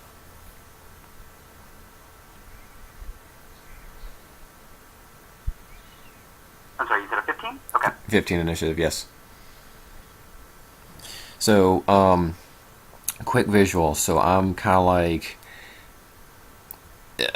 as they surround me, is it like, or there's 4 of them, or am I like surrounded by the four quadrants, or is it like 2 on one side, 2 on another, or is They it? have formed a semicircle. Ah, cool, perfect. Just what I need to know. Interesting. They caps out at +4. They are holding their shields interlocked with one another so as to cover each other while they stab at you with their gladii. Gladius. Well, there's multiples. Is it gladii? Gladii, yeah. No, I like gladiuses.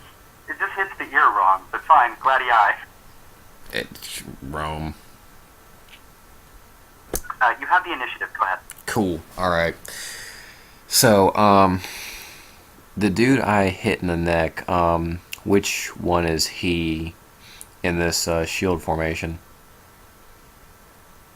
He is the one at 2 o'clock. 2 o'clock.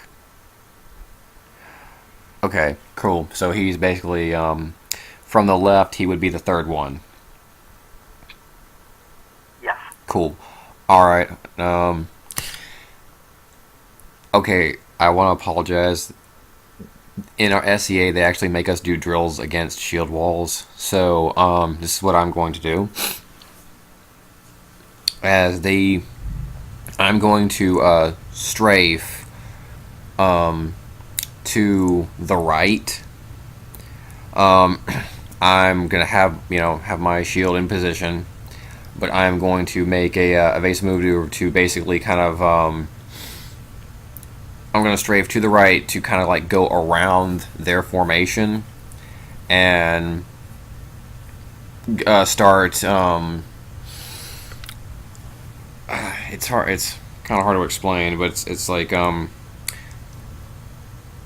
basically like how they look like they're all like 1, 2, 3, 4. I'm gonna kind of like they're in a row. I'm gonna position myself to where it's like there's a column, like they're in a line in front of me, and then I'm gonna try to strike them like one at a time, and basically kind of use their bodies to position themselves between me and the other fighters or the other centurions, if that makes sense. It does. This movement will allow you to, at least momentarily, escape their semicircle, Mm-hmm. and you're able to strike at the one. You're not striking at the one at 2, then, are you? Because there's going to be one at 3.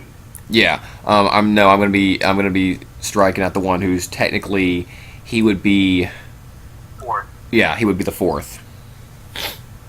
Okay, go ahead and roll your attack. Yes, sir. All right, so do click. Okay, hold that thought. Hold I'd that. say 7 to hit him because he is wearing a shield. Correct. Let me see.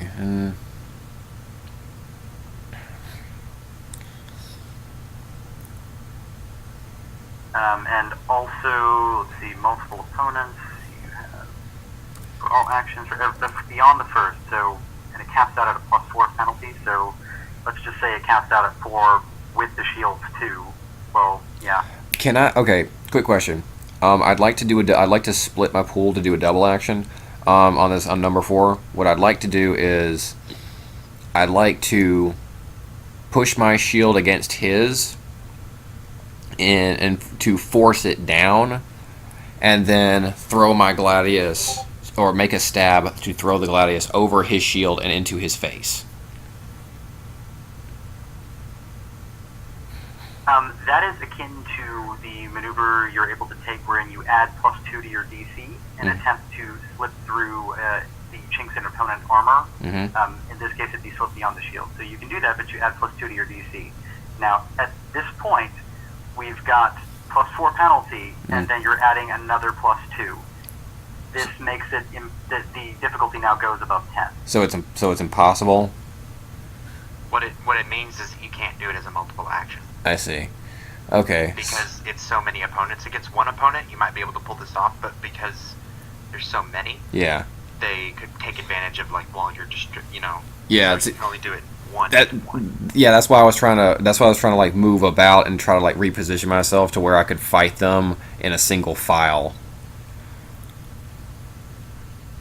But Matt, does that negate the penalty? Would he be able to move enough to make it so that they're not currently providing that and surrounding him? If they weren't also moving in formation to prevent that from happening. okay, yeah, that's right. Okay, okay. Well, in that case, may I make a called shot? To what? I would for number 4, as he repositions, I would like to make a called shot to strike him in the center of his knee, or to stab him in the center of his knee with my gladius. Sure, you can do that. For a knee, I'm guessing that's a +2. So that would be like a 9. It's medium, so his limb is Okay. that's +1 difficulty. It doesn't Okay, have so to just be, one. but you might say, oh, now he has less movement or Mhm. something like that. We'll definitely cripple him in some way if you do this. Okay, so we've got a +1 penalty, and then a plus.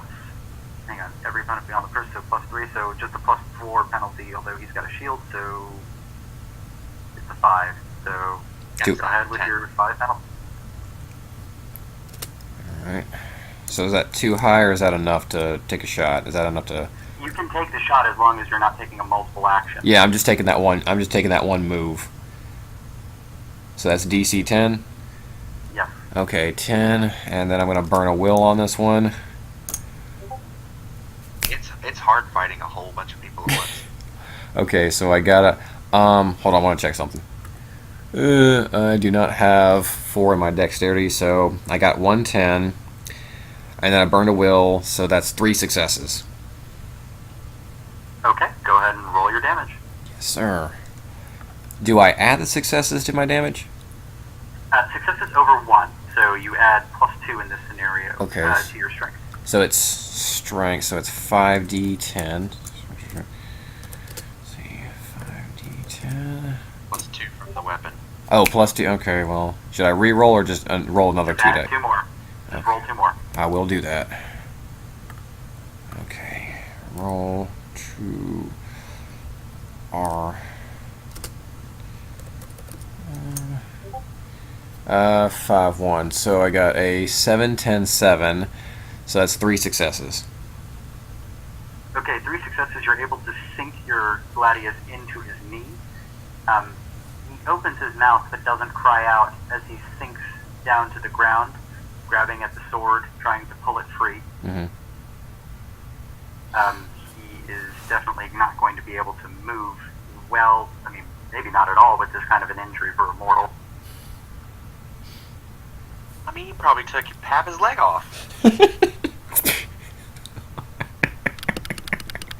Dirty fighting. Alright, so that is my turn.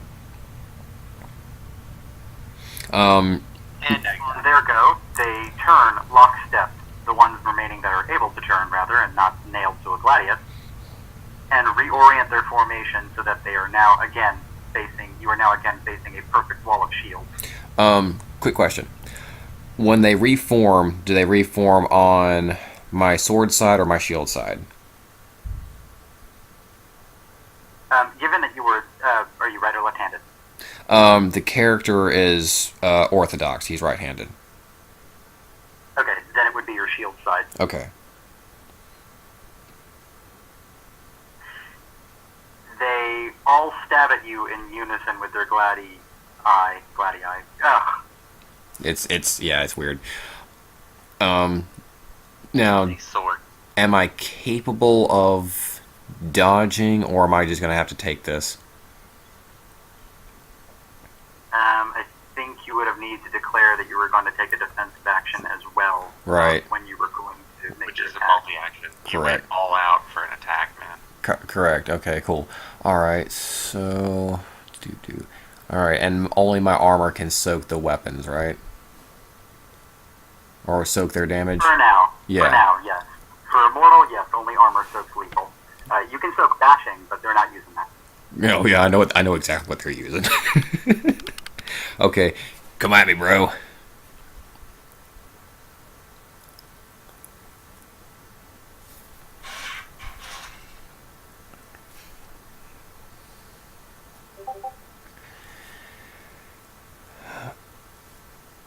Ouch.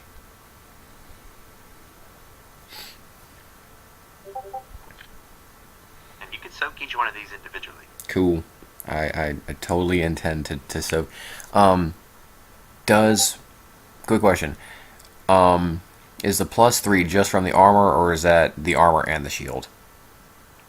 The shield doesn't provide any soak. It adds 1 to the difficulty to hit you, and allows you to use the parry maneuver. Cool. Alright, so for them to hit me, am I looking at DC 7 or is it DC? It's 7? Okay, so the first guy's got 3. Okay, I'm rolling against number 1 for soak. I got 3d10. And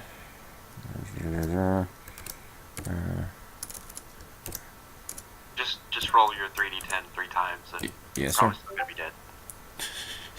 Okay, so I take 1 from that.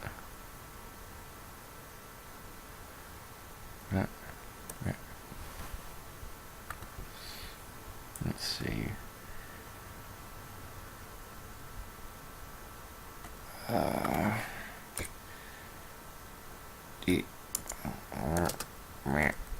And this is for the The first one hits you for 5 and you soak 1. So the first one stabs you right in the spleen. Oh, That's a nasty place to get hit.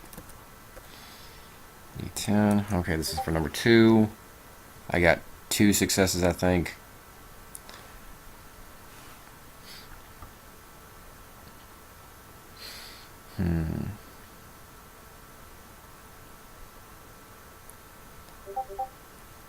Alright, so he got 3 on me. Number 2 got 3, unless he's got potence or something. Wait, number 2, no, successes for damage are on 6s. It's difficulty to hit you, that's a 7. Oh. Yeah, the second one drops you. Yay. Okay, so what happens now? Alright, everyone's dead. Hang on, let me get the page.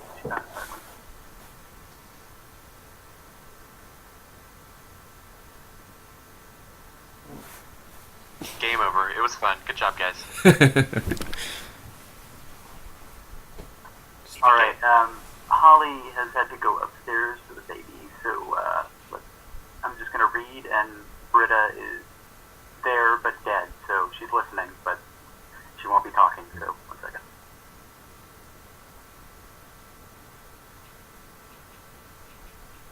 He sleeps fitfully, doesn't he? Yeah, very. I mean, it's genetic. It's the same with me. Eunice, you are disemboweled and dying on the ground, but you are not entirely dead. So you are dragged away, is what you are feeling. And then you find yourself resting on a tree as you're slowly starting to bleed out from both your spleen and your intestines, eking out from your body. You are crippled and cannot feel your limbs. But you do hear, "Quiet, lest the magic fail." You vaguely turn through bleary eyes and see a dark-skinned woman. She's covered head to toe in strange symbols etched into her flesh. Some are tattoos, others are scarifications. All of it is art. The symbols draw your attention, seeming to pulsate and writhe in individual patterns. "I couldn't find it. I thought you had taken it. Or maybe that pretender deity had snaked it away." A snarled whisper issues back from a moving mountain of pelts.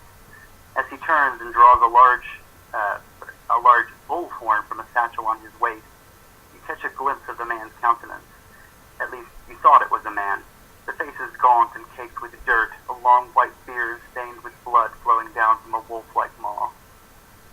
Let me post pictures.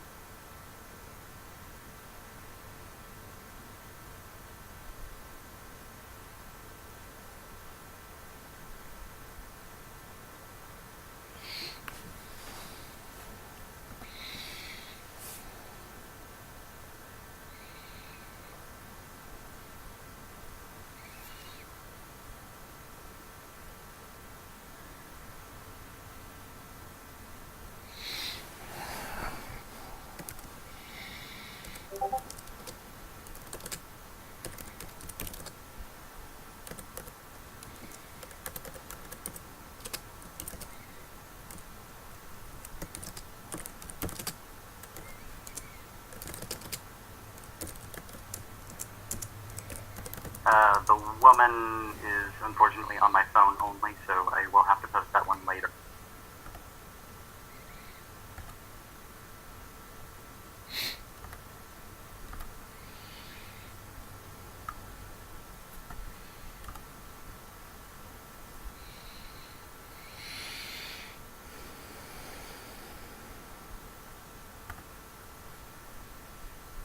The man pricks his thumb with a freakishly long fingernail and drips a small trickle of blood into the horn's end. The horn throbs as if made of flesh, and the wolfman then upends the vessel into the mouth of the corpse. Suddenly its eyes open and the corpse bolts upright and turns on its deceased kin, tearing out its entrails and swallowing them whole. By the pillars, he's eating the flesh.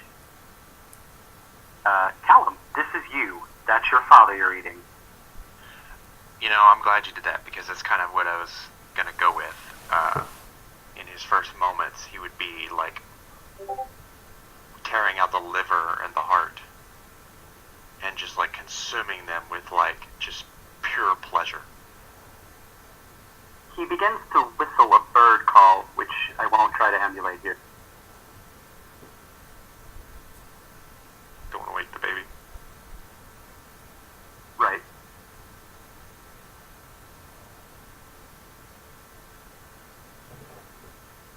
So, yeah, Callum is just like, it's the first feeding. It's him waking and just like instantly, that the beast is now inside of him. So he's, Current willpower is 6. yeah.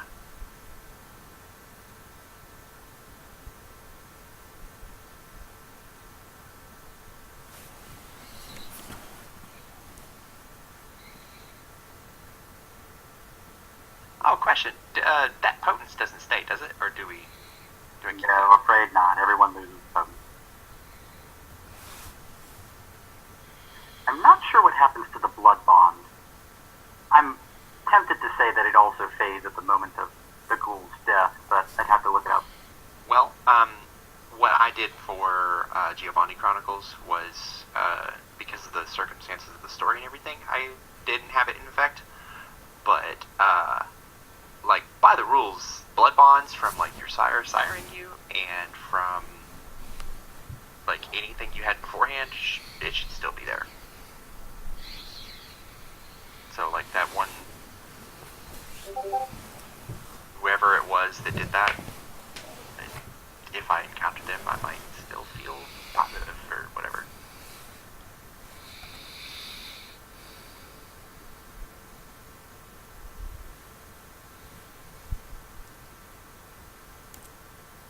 Okay, you continue to tear at the entrails of your father. Now you've moved on to the heart and begun eating it.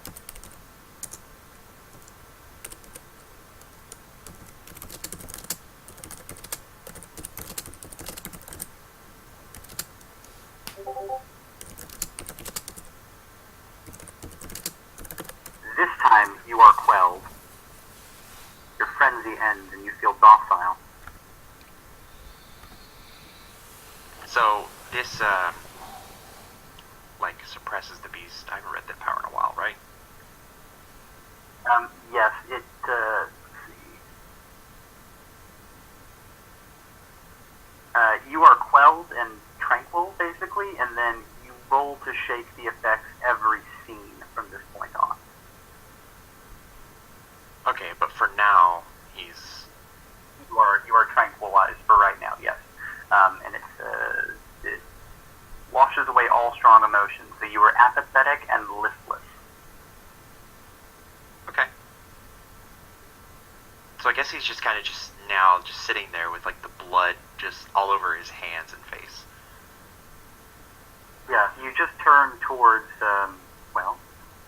the man who is your sire. And I guess you would await further instruction. You have a blood bond of 1 to your sire, Odin Allhigh.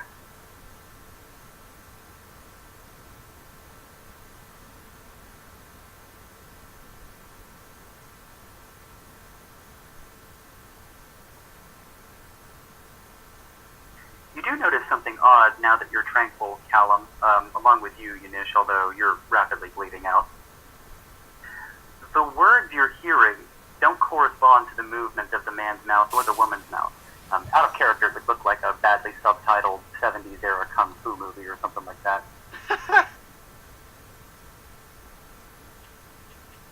The tattooed woman then drags her fingers. Off the plate.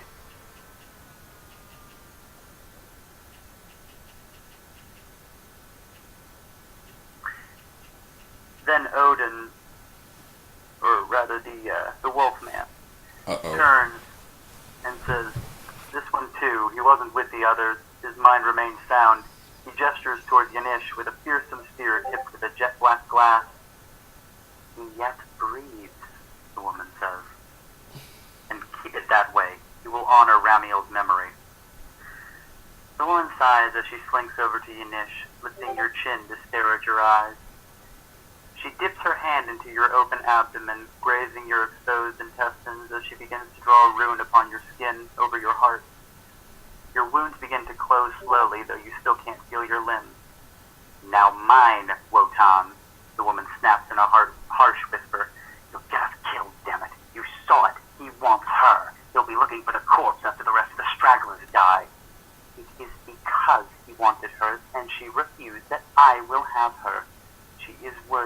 Drosty's legacy, and we had a deal. Fine, but she'll not have mine then. I'll use that slant-eyed bitch.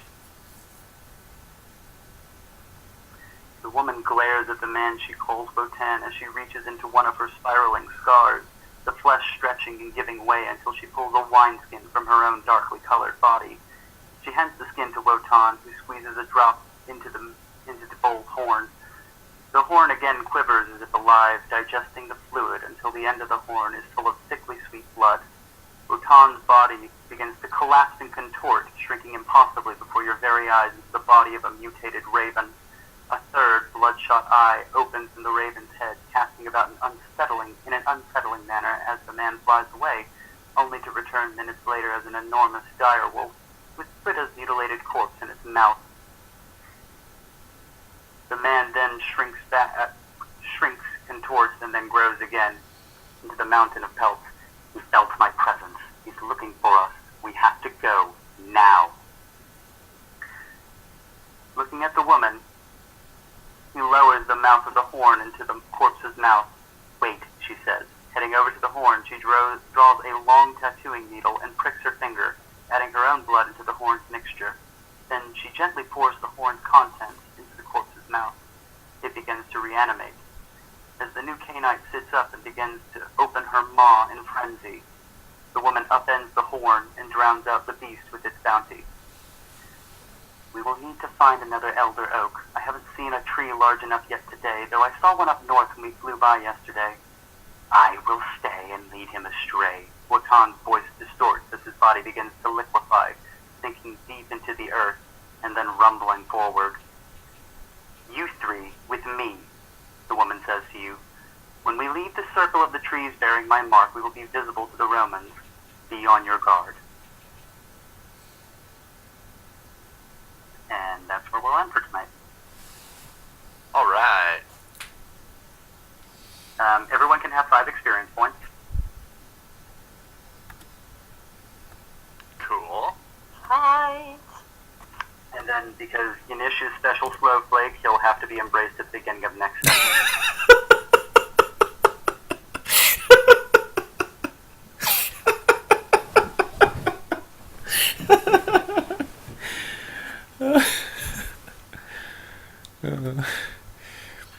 I want to know what this does now. I have to go read whatever this is. It's a special siring ritual that they have to do exactly right, or else they end up fucked up for life. Well, I mean, he spent the merit points on it, so... Screwed up for life. Oops. It's okay. Don't worry about it. It's okay. The ritual glows slightly awry, and then I have a problem with my third eye opening.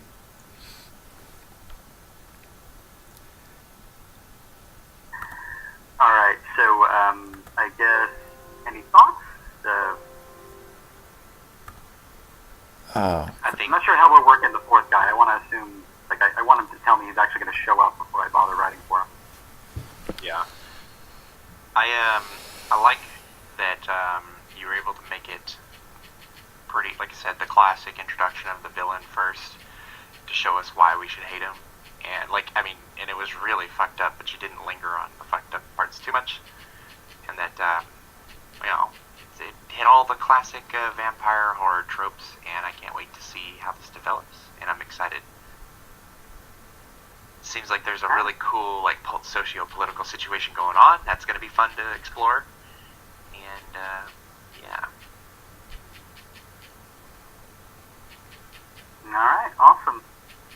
Anybody else? Otherwise, I'll see you guys back here in, not next week, but the week after. That would be the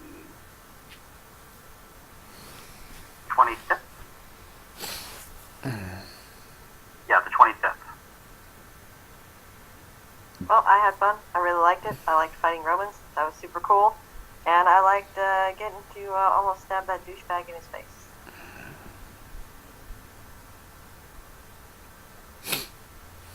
Yeah, that wasn't going to work no matter what. But I got to try, and really that's all I'm looking for some days. Anything else? No, talk to you guys in a week, and Marco 2 weeks. Okay. That's 25th. nice. I could only put it down on my schedule. Do.